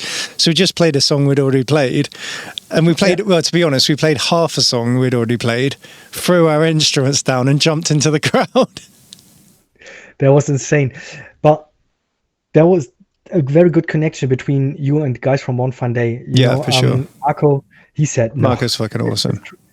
He is awesome. He's a legend. Yeah. I want to see him again as well. Like I was talking to him on Instagram. Like I think I need to call him after we made this podcast recordings here. It doesn't matter how late it is in Germany. I need to call him. Yeah, do it, man. Because like I'll be over to Germany this year to play music. So, well, and not to play play music, but I will come over to Germany and play music this year. We need to talk about it. Yeah, for sure. But I think we don't made it public. Yes. But dude, so like moving forward from Severe Zero, obviously you've come out of booking and now we've just grown into friends over the last 15 years. Yeah. Which has been, that's a long time, right? That's nuts. Do you remember before you came to Kiel to play the campus opener? Yeah. A couple of years ago, and I've got a new girlfriend, and she breaks up with me again. And my friend Christian, yeah, he tried to help me out of this situation. It was close before Christmas, and I was very sad. And in this situation, I called Bondi. Yeah. And I said, "Is this okay? Is this okay?" I asked him, "How weird is it that I visit you about the New Year's Eve celebrations in Barnstable?" Yeah, man. He said, "Yes, okay." By the way, Björn, tell this story, but do not mention the fancy dress we did. No, because I don't want that on here. Because that was a bad moment. Yeah, it was. But I asked Christian because I don't want to come alone. I asked Christian, and he said, "Yes, I'll come with you," and I organize everything. And this was everything's happened in not more than 3 hours. Yeah, after the call with Bondi. Christian was in front of me. We sit in a coffee lodge, and in this moment, I said, "All right, go to." No, we don't got the internet. There was on the university in Kiel, the campus suite. Maybe you remember this coffee shop. Yeah. Down by the toilets, right? Yes. Yeah. Yeah. And they got a computer with an internet access. We go there. We booked with Brussels Airline a flight to Bristol. And then we booked train tickets. This was not a flight to Bristol. From Hamburg to Brussels. Yeah. From Brussels to Bristol. From Brussels to Bristol was in a Learjet where only a girl, Christian and I, sit in there, and 2 crew girls. Nice. Who can sleep in there. Yeah. And then we booked train tickets from Bristol. Oh, it's a pain in the ass to Exeter. Tiverton Parkway. No, to Tiverton. Did I pick you up? Did You Bondi? picked us up in Tiverton. Yeah. And Bondi and you picked us up in Tiverton. We got a double room at the Olive Branch. Shout out a Horse and Groom, I think it's called now. Yeah. And we got 3 very, very hard and very good nights. Yeah. In Devon, in North Devon, in Barnstaple. It's a good place, man. It's a good place. I remember we was invited at Frank's house with Frank's parents for the New Year's roast. Yeah. This is an experience that I will never forget. It was great. All the family was there, and they welcomed us as family members like this. Yeah. And Bondi goes on the piano. Oh yeah, because Bondi was staying there, wasn't he? Oh, and since this time, the Hideout is one of my most favorite songs. That's such a good song. The Hideout. I'll tell you what, I'll insert it here. This is The Hideout by Severe Zero. Banger. It is.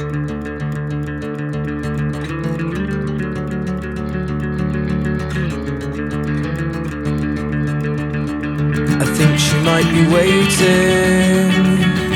The silhouette is calling me out. There's nothing you could say, I can't walk away. I'm rooted through thick and thin. I'm barely even breathing. Give me back my pulse. There's things I've been deprived, but it's good to be alive. Don't you love spending your time like this? Hiding out underneath the atmosphere. If you see a shooting star, be sure to tell me straight away. Hiding out underneath the atmosphere. Tell me about yourself, I think I'm gonna stay the night. As time carries on, your family arose, left with the memories of the people so close. When my time comes around to leave something behind, there won't be anyone. Hiding out underneath the atmosphere. When I wonder who I am, I find it hard to sleep at night.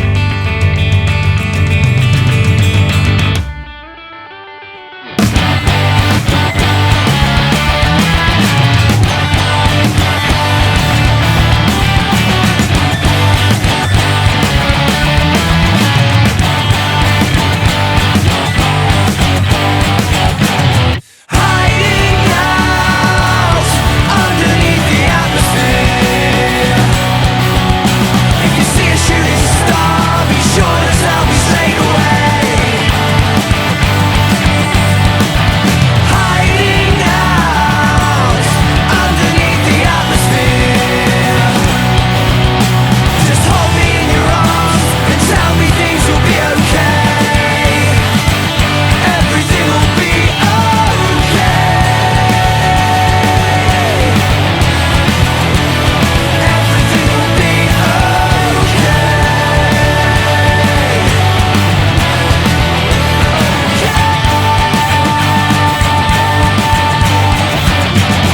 So that was a hideout. I love this track, Joe. This is a masterpiece from Bondi's Feather. Yeah, it is. It is. Quill. Yeah. But yeah, that's, yeah. But after this, you come to Kiel. Yeah. And in these days, I think that we started a real friendship. Before this, we was only just dudes. Yeah, mates. Yeah, exactly. Yeah. Yeah. But after this time, it was friends. I really like the way that that's worked, dude, because we started off. Sit on the balcony at the olive branch in the rainy weather under the roof, the you know, and I came out and we got a chat. And I don't tell this in this podcast because it's not free for guys under 18. Yeah, it's not. I know everyone, and what I never forget is the fucking cock shot. Yeah, oh, dude. And you received my masterpiece at the street outside. Yeah, that was my masterpiece. In cockshotting. Yeah. And at this time, you don't forget, I was a booker at this time anymore. I don't leave the business. No. I was in bookings, and after this, I book you to Kiel, to the Campus Open Air Festival. Yeah. And after this, I'm very sad about it until today, but Zero made the decision to don't play together anymore. But hopefully, and I think if someone of your supporters and the old Zero crew and the street team and all these guys, maybe they listen to you and they are that tough. They listen this 1.5 hour minimum that we talk. Yeah. Let's start a crowdfunding for reunion. Dear guys, let's start. It doesn't even have to be a funding thing. It literally right now, what it comes down to is I could make it work because I am, focused on music, doing music. That's what I'm doing. Frank's running his business, and I can't. The last time I spoke to him, I'm not sure the last time he played drums was. And Bondi, Luke, I spoke to him last night. He's having some issues with his voice, which is kind of like an ongoing thing at the moment. So, and he's been in that way for like months now. To the point where he was saying last night, it was like, I don't even know if we can sing anymore. So please, those things would have to change for that to happen. Only for your German fans, only for your German supporters, try to come together for only one show at the Woodstock headlining festival, at the Woodstock Festival as headliner in 2025. 25. Hey, Boycott will be there 25, dude. No, you told me you want to be there 2024. Yeah. That was the original plan. Yeah. All right. Let's talk about One Man Boycott. Yeah, I mean, that's a good place to go, because I was going to go with it earlier when I was saying about, after booking for Severe Zero, a couple of years went past, and then we kind of, because I've pretty much been over to Germany, or you've been over here just in a friendship capacity every year since then. And you weren't a booker at the time, but you remember this story better than I do. But towards the end of Severe Zero, which kind of ended overnight, with a kind of conversation that I had with the boys. I'm trying not to make it sound like it was my fault or anything, but I do take a bit of responsibility for that because of the way that I saw things at the time. And yeah, in that time, I came over to Germany and we ended up having a conversation somewhere, but I can't remember exactly what that was. But I know you remember it because you take a lot of credit for it. If you think about, I'm not 100% in. I'm sorry, because maybe this is my not that good English. No, right, okay. So, do you remember? I think we were having beers somewhere. There might have been football on. Yeah. You were saying, "Why, Joe? I've had an idea. Why don't you do this?" Maybe you remember, I've got a very serious illness. Illness, yeah. It was very close to death. Yeah. And no one, my family knows it, of course. Everyone is around me. My Hamburgish guys knows it. I was married with Jeannie for a little more than a year, and I work for the event agency. Yeah. But it was an event agent, not a music agency. It was an event agency. And my son was born in November. And in the end of January, it was 2013. I had to go into hospital. Yeah, it was 13. And I stayed there for 6 weeks, 8 weeks, and it was very close. But this is another story, and it's not the right place in a podcast where we want to be positive and want to spread positive vibes. Yeah. And you called me and said, I listened. I don't know where you know it from. Maybe you have, or Bondi or Frank or someone else have got a call with any one of my friends, or I don't know. Because I'm not active tell you about my situation, because I can't. And I was at home, and it must be 2 weeks after I leave the hospital. You said, I come over to Germany. I think for 5 days. Yeah, something like that. And only to have a good time, to be a friend, and to be at my side, and to talk and to drink and have a good time. Yeah. And then we sit in Bergedorf at the Schweinske. Also a schnitzel restaurant. Yeah, I was just going to say I had schnitzel. I know that. I remember that. To watch the Champions League half finals. I think it was half final of quarterfinals, or maybe a Champions League game from Munich. Yeah. It was Dortmund. I can't remember it. I remember the opponent was Barcelona. It's because that's not the important part of the story, isn't it? It's not important, but it's only for me. Yeah. And we drank a lot, got a lot of beers, and you eat a lot of pork. Mm-hmm. Of course. And after we got a little level in drunkenness. Yeah. It's kind of everyone understands it, yeah? I said to you, dear Joe, do you remember the night in Kiel where you singing? We talking earlier about it. And you said, no, not really. I said, you got a voice. And because now I have to say, before we get into this part of this conversation, I was very sad about the divorce of Silver Zero. I think everyone was. And we talk about it, and how many chances is in this days we get a reunion. And you said, not that much. And I said, with your voice. Why? And I will help you. I do my best what I can in my situation to help you. Why you don't start a solo project? And I wasn't keen.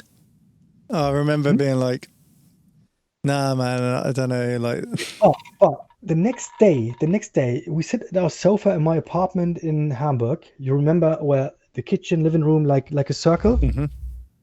And you sleep at the couch, and Matti, my son, was a baby, and you got your laptop on your knees, and said to me, in my past, I've got a name in my mind for a project called One Man Boycott. Yeah. And I said, a solo project, acoustically, started at the Hamburgish pubs where the Beatles growing and a lot of other rock stars. Yeah. With a name like One Man Boycott. Fuck's sakes. Let's do it, Joe. Dear Joe, do it. Do your project. I seem to remember you said to me, you have to be playing music. Please do this. You have to do this. I seem to remember that. That's pretty much what was said. That's true. And do you remember that I told you I need 9 songs from you, and minimum 5 covers to try to book you on the Hamburgish pubs on the Reeperbahn. Yeah. And you said, no, I don't want to make covers. I write songs. Yeah. And you stayed a time at my apartment. And when we got time to say goodbye, I bring you by car to the airport or by train. Maybe by train. I think we go by train because we want to drink some beers at the airport. Yeah. The farewell beers, of course. Yeah, of course. We come 3 hours before your check-in was or something like this. And we got a very intense conversation. You remember I don't tell this in podcast, but now, I forget it. Because the Blink-182 story was 8. 8! Fucking Yeah. Yeah. I've got with the band called, it's not a famous band, it's a small punk rock band from America called Blink-182. They try made a reunion in these days, and there was one word, very long spelling, like 8. It was 8. And there's a huge story behind, but I don't want to crash the podcast because we want to speak about the beginnings of One Man Boycott. And I've got some troubles after my. Is this a disease? No, disease is the wrong word. What's sickness? It's complicated to describe, really. Yeah, it's like an illness, like an illness. Yeah. Yeah. And I put out my heart, all my feelings. Between, the small gap between the both directions from parking and the arrival streets at the Hamburg International Airport. We sit there with our Bavarian beers, get some cigarettes, and I tell you everything. And with this, all I tell you, all these emotions, you go back to England, and it was maybe 4 months, 5 months. It was. And you got 9 songs. Well, put it this way, that was. I found my story in these songs. Mate, it was. Wasn't it the beginning of February? I came over that. Or was it January? The beginning of March, it must be, because I've been in the hospital till March, I think. Okay, so I came over in March. Actually, that makes sense because I put the album out when that came out in March to kind of mark an anniversary of the band starting. But we came in March. I came back after we had those conversations, decided to start the band or start the project, which turned into the band. First, it was only an acoustic project. Yeah, exactly. Yeah. So then, was it 5 months later? And I came over and did the 6 weeks of. You came in the end of August through. Yeah. The whole September. Yeah. It was like 6 weeks of playing shows and doing music, hanging out, and. But we had only one regular gig. All of that. Yeah, that fucking residency or whatever. Yeah. Oh, but to be honest, we got one at Hamburg Reeperbahn. Yeah. You're not the artist. Yeah. It's allowed dude, you're for right. you. Like went away, wrote the songs. It's allowed for you to play the Reeperbahn Festival. Yeah. I would really like to do that. But then yeah. Started that project because of the conversation that we had. And like you said, I went back with all of that kind of ringing in my ears. And then thought about it long and hard, and I was like, well, why can't I do that?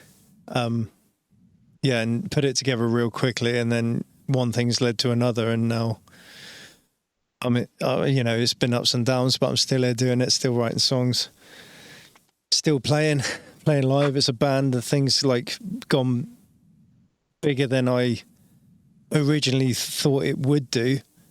And I don't think I'm even getting started yet, So thank you for starting One Man Boycott, dude. Like, thank you for that. You're welcome. But one of your hardest and biggest and the most famous and of the crowd spelling bangers is born in these days. you remember Time Was Never the Fattest Goose? Yeah, dude. Everyone wants to listen to this song. Yeah. Time Was Never the Fattest Goose is the first song that I wrote for One Man Boycott, and I don't know why I'm not most keen on it, but everyone seems to really like it. I don't know. It's not. I'm glad of that, but I come to think of it, a lot of the album was written in Hamburg. A lot of the times, like, I just feel inspired when I come over there. So maybe I should come back and write some more songs there.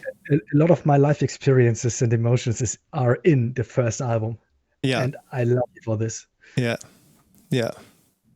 And dude, we're going to get into a bit of a self gratifying conversation here in a minute. Like, I don't want to do that. And you do it, and you do it good. And we got a regular gig at the Reeperbahn at the Nachtlager. You remember? That's closed now, isn't it? It's in Harburger Berg. It's Reeperbahn. Yeah. It's shut though. That's what I'm saying. It's shut. Is it something different? It's an EDM club. Because in Germany, EDM is a big thing in Germany these days. But what I want to say is, we got this gig, and I was very happy to get one gig for you, a regular one, every Thursday night from 10 to 3. Was hard, and not much people, but we got some people in there. Yeah, and some guys bought your CDs. And dude, like, from the first night we played there, Vaxaville guys were there, Bitches and Sons guys were there. And this is what I want to go guys. I try around your regular gig. I try to get more gigs for you the whole 6 weeks. And at this time, I don't got a regular job, and because after my illness, I've got enough time, and we got the connection to Wechselwild. Also, only for information, this is a very nice belt company from Germany. It's no advertising because the company doesn't exist anymore. Yeah, although I was advertised to on Instagram about 6 months ago, an American company that is doing the exact same thing, and it's almost like it's a rip-off, dude. It's exactly the same. It was a good idea. Yeah, and they got a small shop at the Reeperbahn, and they got for their customers and for the business partners, not a party or something.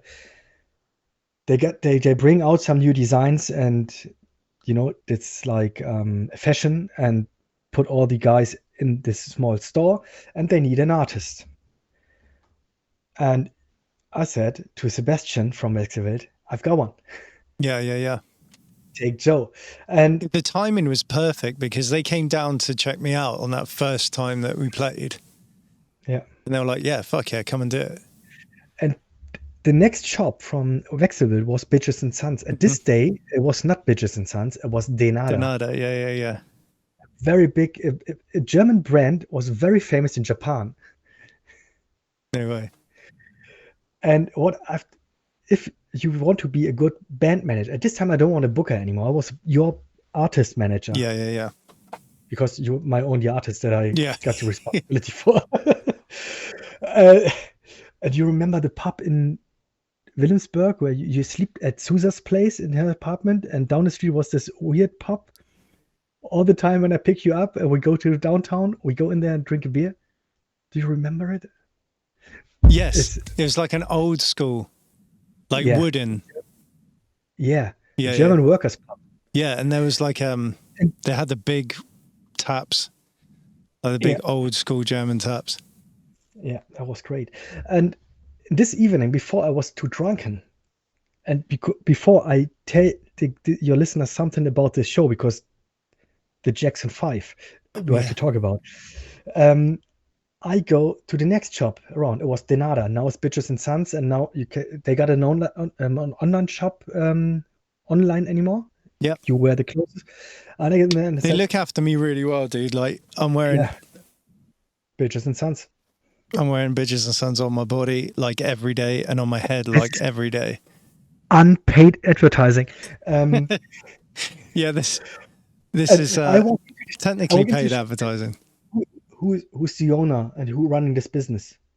And there was a guy, the designer. I forget the name. Not Andy. the other guy. Andy. Yeah. I said, I am. I said, there's a big rock star in the next shop, and if you need a very good marketing tool, take this one. That's amazing. That's And they amazing. sent you clothes until now. Yeah, 100%. They've looked after me so well. Yeah. Dude, it's unreal. Like I speak to him every now and again, like, and it really sucks because they've just shut the store on. They had like a restaurant bar shop on Reeperbahn, and they've shut it in January this year.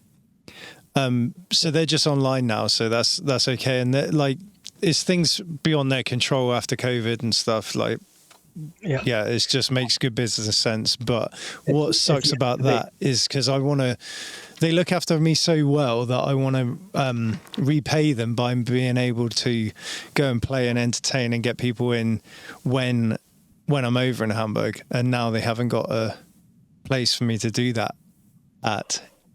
It's harder for me to feel like I'm repaying them for that, you know. But that was also the first time I played Würzrock. Yeah, this is the next step that I want to come to you in this story. To finish this tiny part of your first Hamburg experiences as One Man Boycott. You got I came back to you. You stayed at Wechselwild and grab you with an Astra in your hand and get it into the next door and said, this is the guy. This is a rock star.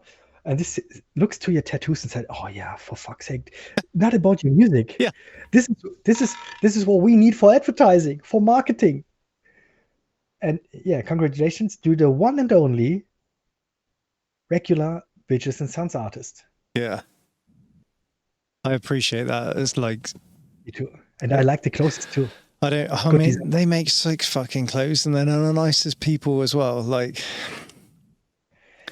and dude, it's just so far up my street as well. Like that, I just feel so grateful towards those guys. You play Wechselwild. You got a belt for free. Me too, as your manager. Of course. You got a lot of design plates. They made One Man Boycott designs as well for their. Yeah. And you take your seat and you start playing music. And there was not much people. I think 30, 40. Yeah, but I mean, the shop only held like 15. So like it was outside spilling onto the street and stuff. Yeah. Yeah, it was fucking full. And you play music. And I think it was your second last song. It was supposed to be my second to last song, but I snapped a string and didn't have a replacement. And you play the Jackson 5 cover. Yeah. I Want You Back. Yeah. And that was the banger of the evening. And after you played this song, and everyone sing along. Mm-hmm. Everyone was singing. After this, everyone talked to you, congratulate you for your good performance. And normally your show has to be ended at 11 o'clock because we want to try to take the last train home. Yeah. But we can't. We played, not we played, you played. I stay there and got beers and made business for you. And you played until the dawn comes out in the morning. I think it was 8 o'clock. No. Then we go or 6. No, it was later than that. We went, because I got pictures of it as well with like Timo and that. And Sidka was there. Chico was there. The whole night. Everyone was there. Aiden. Everyone was there. And we were sat outside Rosie's bar at 10 o'clock in the morning. And we were like, let's go get some breakfast. I need to say this in German. Sorry, guys. Scheiße, was haben wir uns eigentlich alles angetan? Dude, it was so good. And this evening, and this is an honest story. It's not a joke. It's not a fake. I talked to Pada. Pada is a very old friend of mine, and I text Pada literally. But he's not a booking. No. Just I text him. 3 days ago. You see him 2022 at my 40th birthday where you playing live. Mm-hmm. Thank you for this. Yeah. There he was. and I've received a message, and he asked me, Björn, you're in music. Maybe you are in music anymore. We need ASAP an artist for opening the Sunday at the Woodstock Festival. Yeah. I said, yes, I've got Joe. But he's only acoustic. He said, this is perfect. The 1 p.m. slot at the Woodstock Festival on a Sunday is a getting up slot. It's very hot outside. It was summer. Yeah. It was very hot because my fucking Mac shut down, remember? Yeah. I said, yeah, that's okay for a solo acoustic show. And we book you. And in this moment, I told you something about Woodstock Festival, and you made your researches on the internet about the Woodstock Festival. It was a little bit not excited. What is the right word? Anxious? Nervous, yeah. Yeah. I was going to say that I was nervous because... And you called the old guys from Sever Zero. Yeah, of course. Bondi and Frank. Yeah. And they both was flying into Hamburg on your cost. Yeah. Bondi make the sound at the FOH. Yeah. And Frank plays the cajon. Yeah. And you go on stage, and there was not much people. You have to know, the Woodstock Festival is for the headliner gigs. It's a 15,000er. Yeah. It's very huge. It's a free. You don't have to pay for tickets. It's a free festival. It's got a very big tradition from the hippie scene in Germany. They made the financials for themselves for only overselling beers. Yeah. It's a very, very good concept, and this is a very good tradition.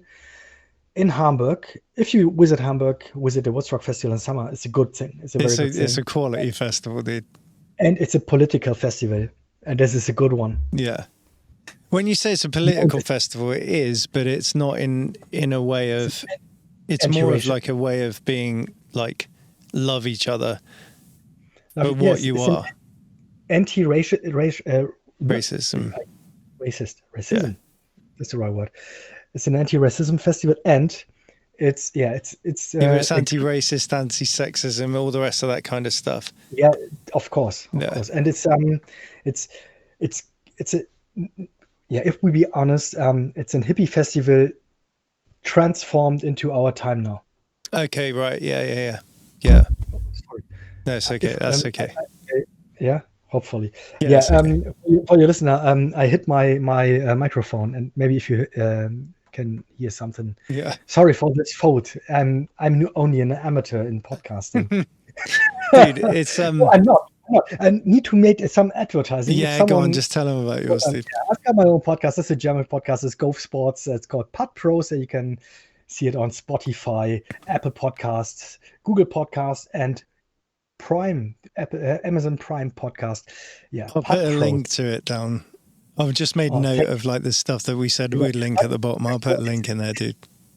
It's in German. Maybe some of your podcast. But some of my fans of Boycott probably listen to this, and they're in Germany. So, thank you very much. Yeah. And after you listen to my podcast, you're in golf.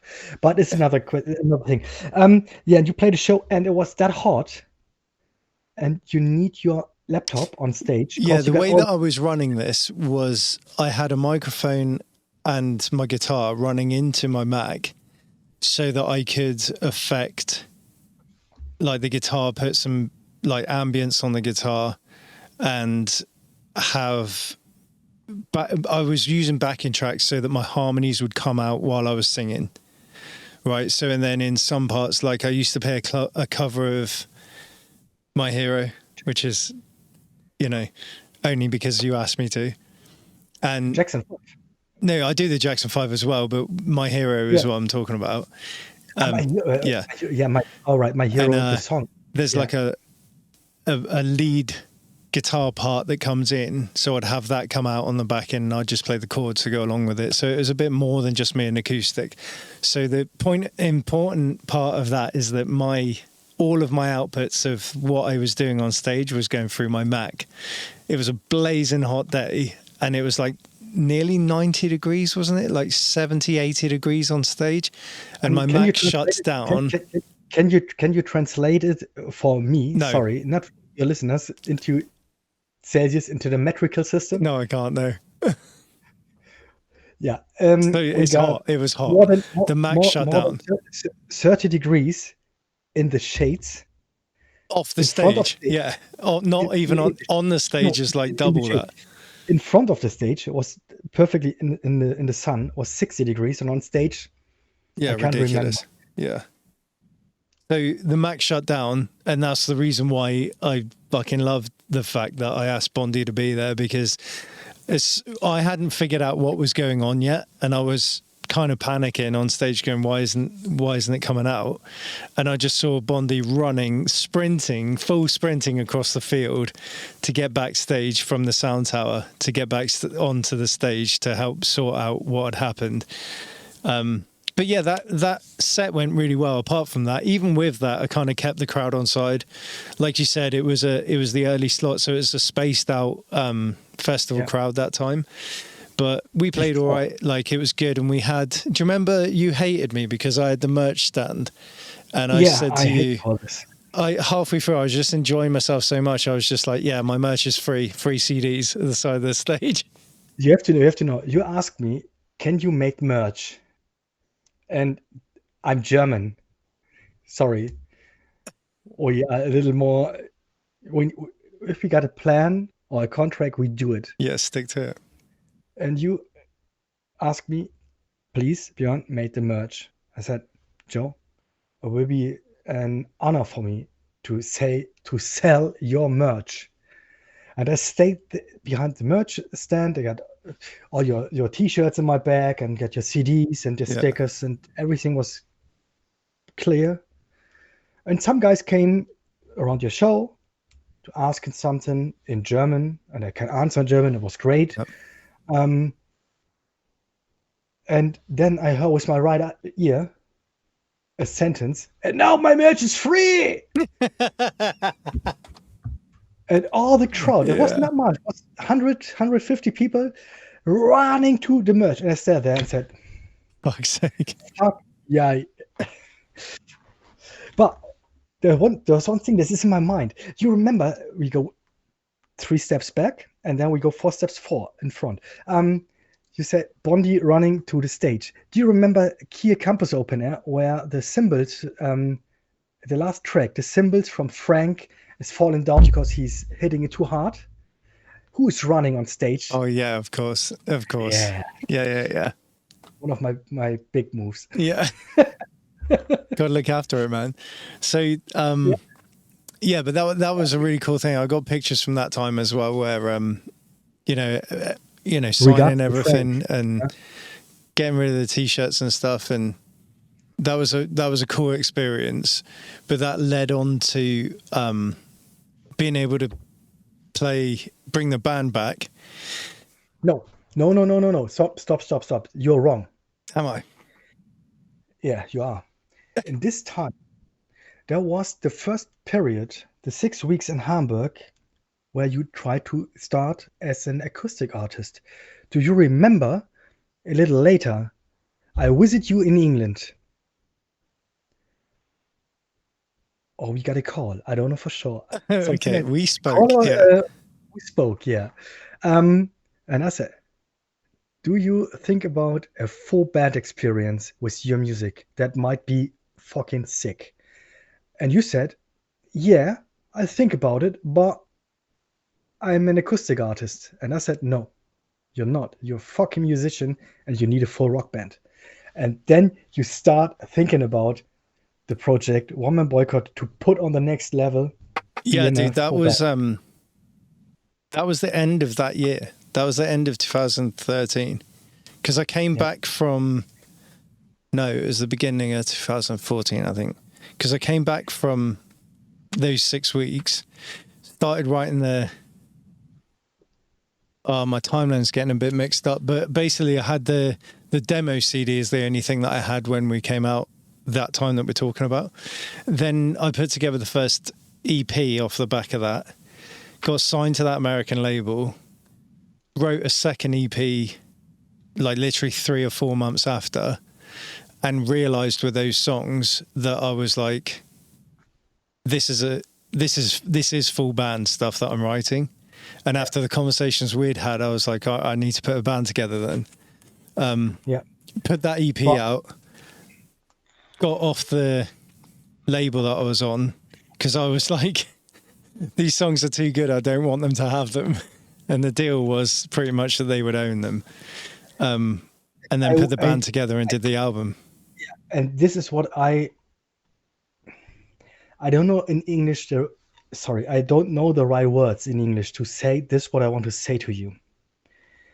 The most impressive thing in music history that I not know, because I was a part of this. Yeah. But I don't want a part of it, but I was a part of it. I'm not in the decisions about your being a full band. I only say to you, you have to be a full band. But you made the decision. But I think the whole time I was a part of the One Man Boycott project until now. Yeah. This not a joke. And in these days, I was that impressed that you got a band together, maybe 4 months. They play the level that you bring on the record. Yeah. And on stage. I think before you came back to Hamburg to playing the second, sorry for my bookings. I'm a booker, but not a good one. Yeah. You know, to the main stage, I bring you as headliner at the second stage, where we got only enough space for 8,000 people, not for 50. Yeah. Sorry for this, but we got 15. That is another question. Yeah. The Woodstock Festival. Before you play this, I don't know for sure, that you invite me to a show in Barnstable with a local band where I stay in front of stage with your brother Ben. Yeah, that was at the factory with the Fallen State. Annoyed about the main act. Yeah, sorry for the guys, the Fallen State. Yeah, you're good band. They are. They were. They're on hiatus at the moment. I'm going to say hiatus because I want them to come back. But they stopped playing recently. These guys too. But I think in this night, at this show, and it was the only show that I see the Fallen State live. Go easy there, my friends. Yeah, I try to find the right words in a foreign language. It's not easy. I loved your show. And after this, I said, bring this show back to Germany. And I don't know for sure, was before or after Woodstock Festival. That was before. Woodstock got... And 2 months later or something like this. I think it was in April or March. And in August, we played Woodstock Festival. And I was that surprised. Sorry. Because you tell me the Fallen State is it's a big one in I said I said they were doing well, yeah.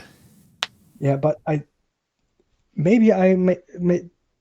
got only this one experience with these guys. Maybe I'm wrong, but I've got only this one live. It just wasn't for you, was it? It was hard. I don't say it sucks. No, because... But it was a very hard experience. I see you made a very good show with the full band. It was great. It was on the point. One Man Boycott. That's what I want from you. If I said to you, or when I said to you, be a full band project. But then I say, these guys as headliner. Sorry, guys. Maybe I'm wrong. I go back to the bar, get a new cider, and get out to the smoking area and stay your whole show outside because I can't follow them. No way. I remember you saying that. I was like, yeah, maybe they're just not for you. Because I didn't think they played. I thought they played well. And at this moment, I realized how many potential we got in your music. Right. Because in my mind, it's only my mind. It's only my personal opinion in this moment. Dear Fallen guys, the wine. The thing is, I listened to these guys later, and they're much better than on this show. Yeah. I realized in this moment how many potential you've got, because there was a gap in the quality between you live and the other guys live. And then I tell you, I've got a slot for you on Woodstock Festival. Yeah. and that was the slot. And this is because I remember. Sorry, dude. I remember saying to you after that, I was like, I want to come back to Germany. We were already talking about booking some shows in. And I was like, I want to come back to Germany. This time I live in Bavaria. Yeah. And I want to bring Fallen State with me. And you're like, no, that's not possible. Yeah. I was a bit disappointed about that, but you know. Yeah, but this moment, these situations, there was real business.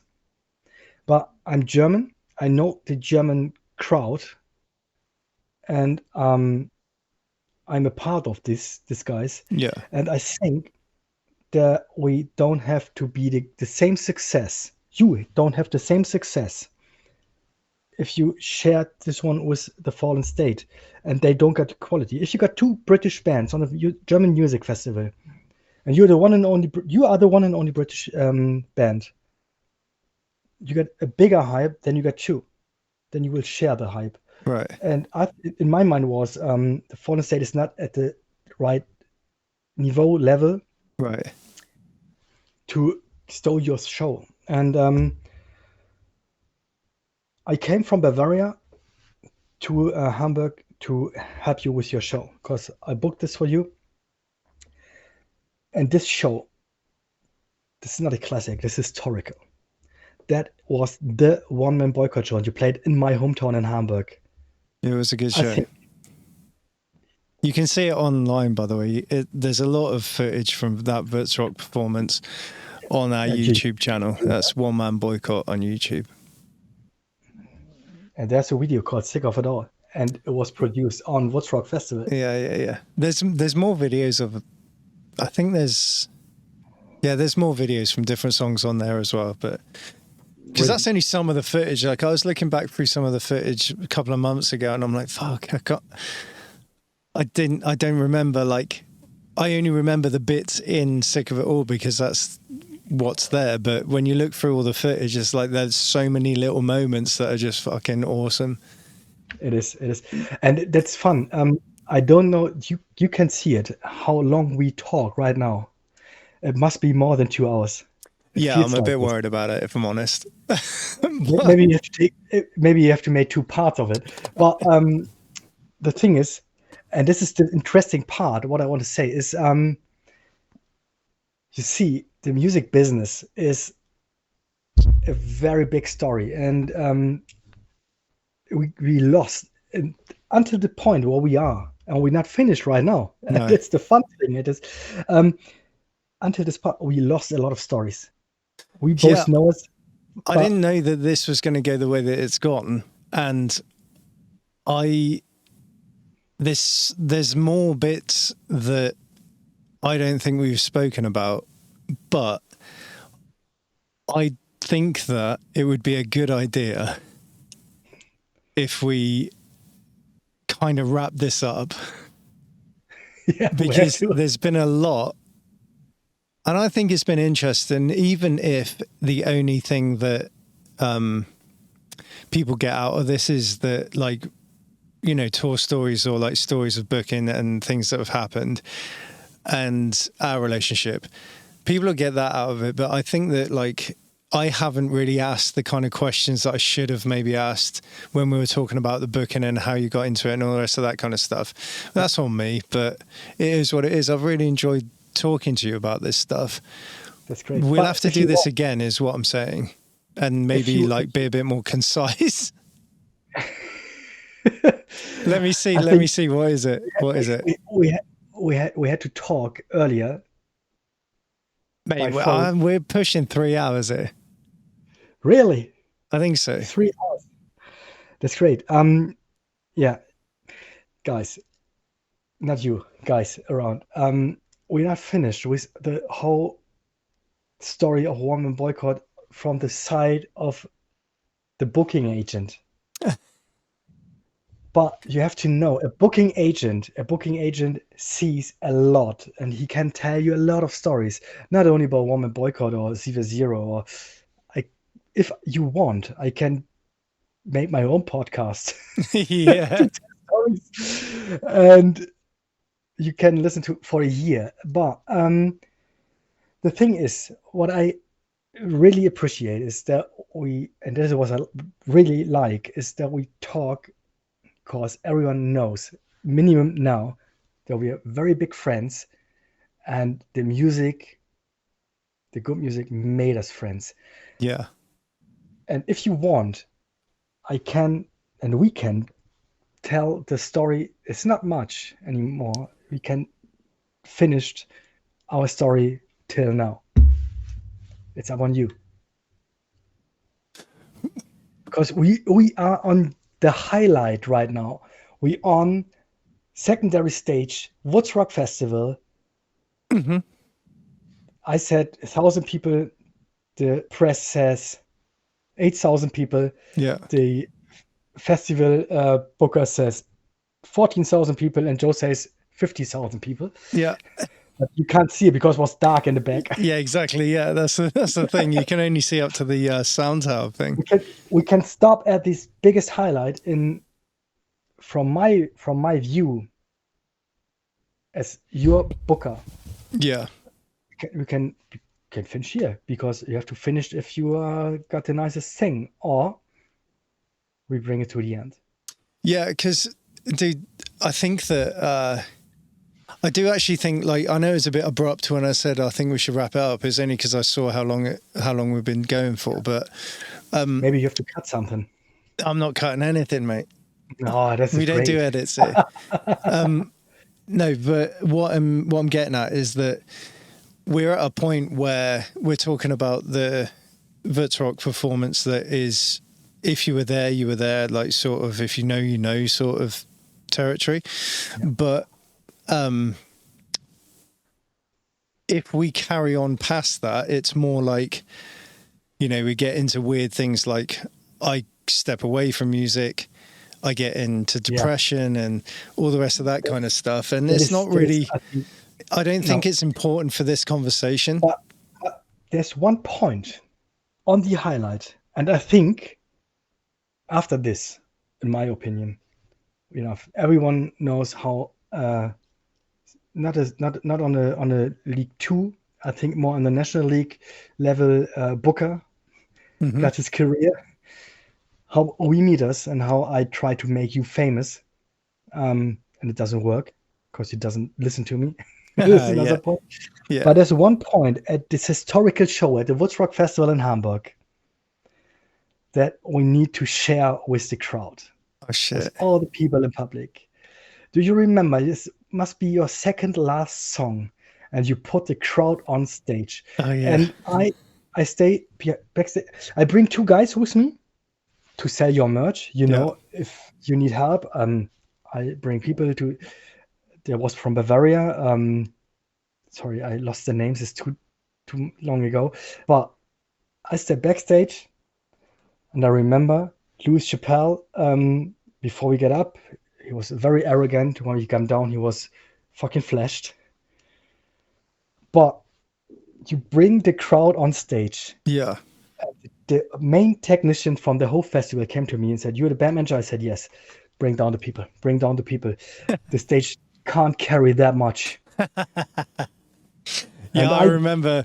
Maybe I'm on the video, because I go on stage and talk to Frank on the drums while he's playing drums and said, "Bring down people," because I can reach you. No. Dude, I was like, fuck it. I was like, this crowd's too far away from us. And everyone from the organization team of this festival was that happy and thankful that we don't get a very hard accident. Yeah. But the pictures was great.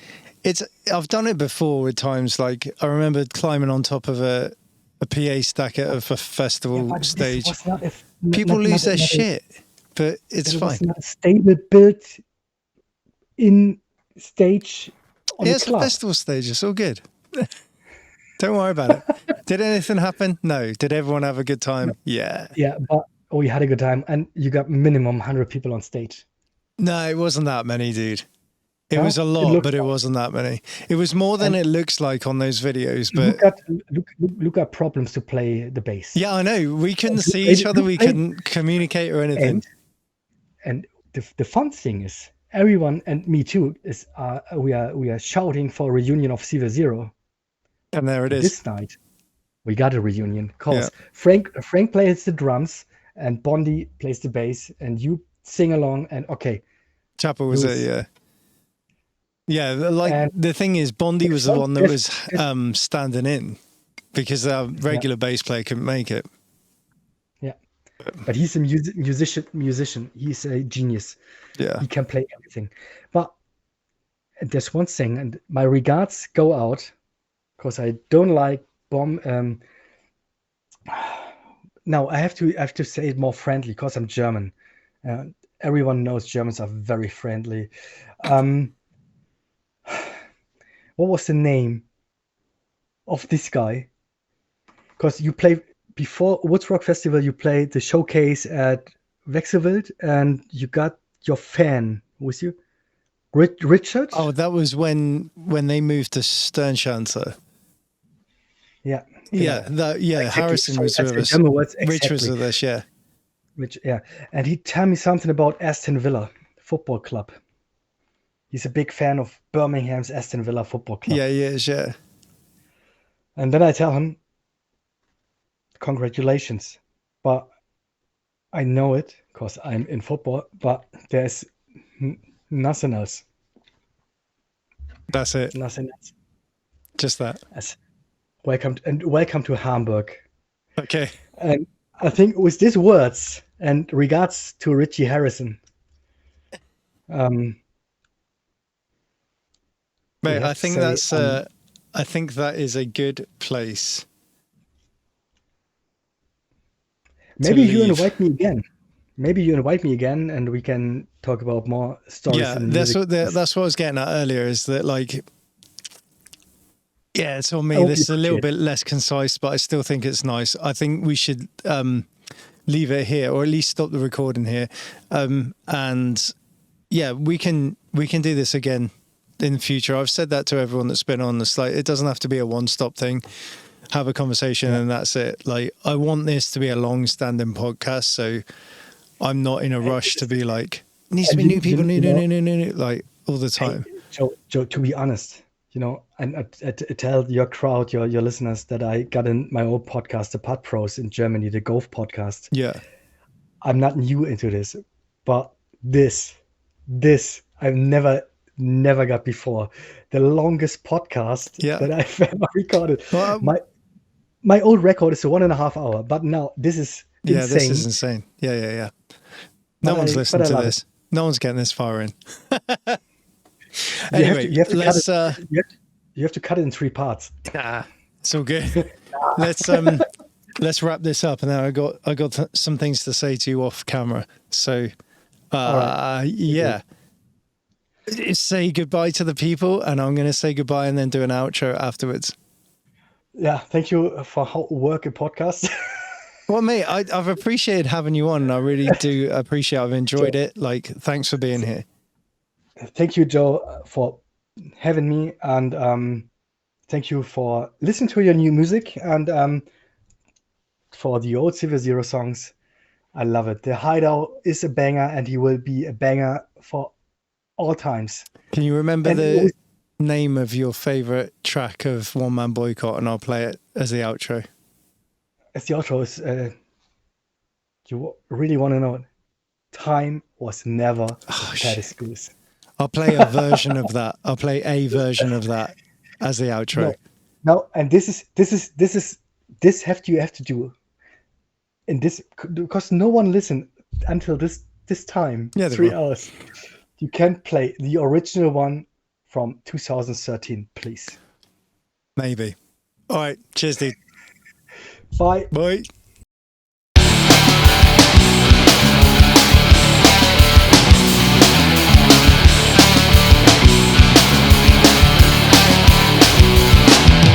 This is a song full of belated words from a beating heart, and I will let you down, 'cause this might come to be one of the faces you turn to when you're in need.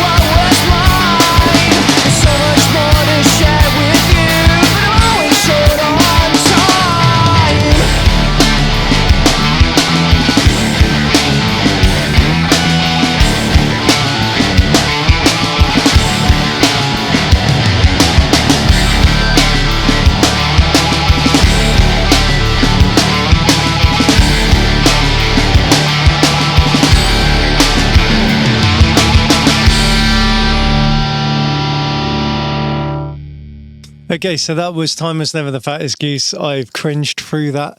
It's the first song I ever wrote for One Man Boycott, obviously a long time ago. Yeah, I'd like to think I've gotten a bit better since then, but you can be the judge of that. Check me out. It's One Man Boycott anywhere online. Thanks to Björn again for being here. Thanks to you if you're still here listening to this. Yeah, again, this, you know, I'll put a video of this up on YouTube if you want to watch it.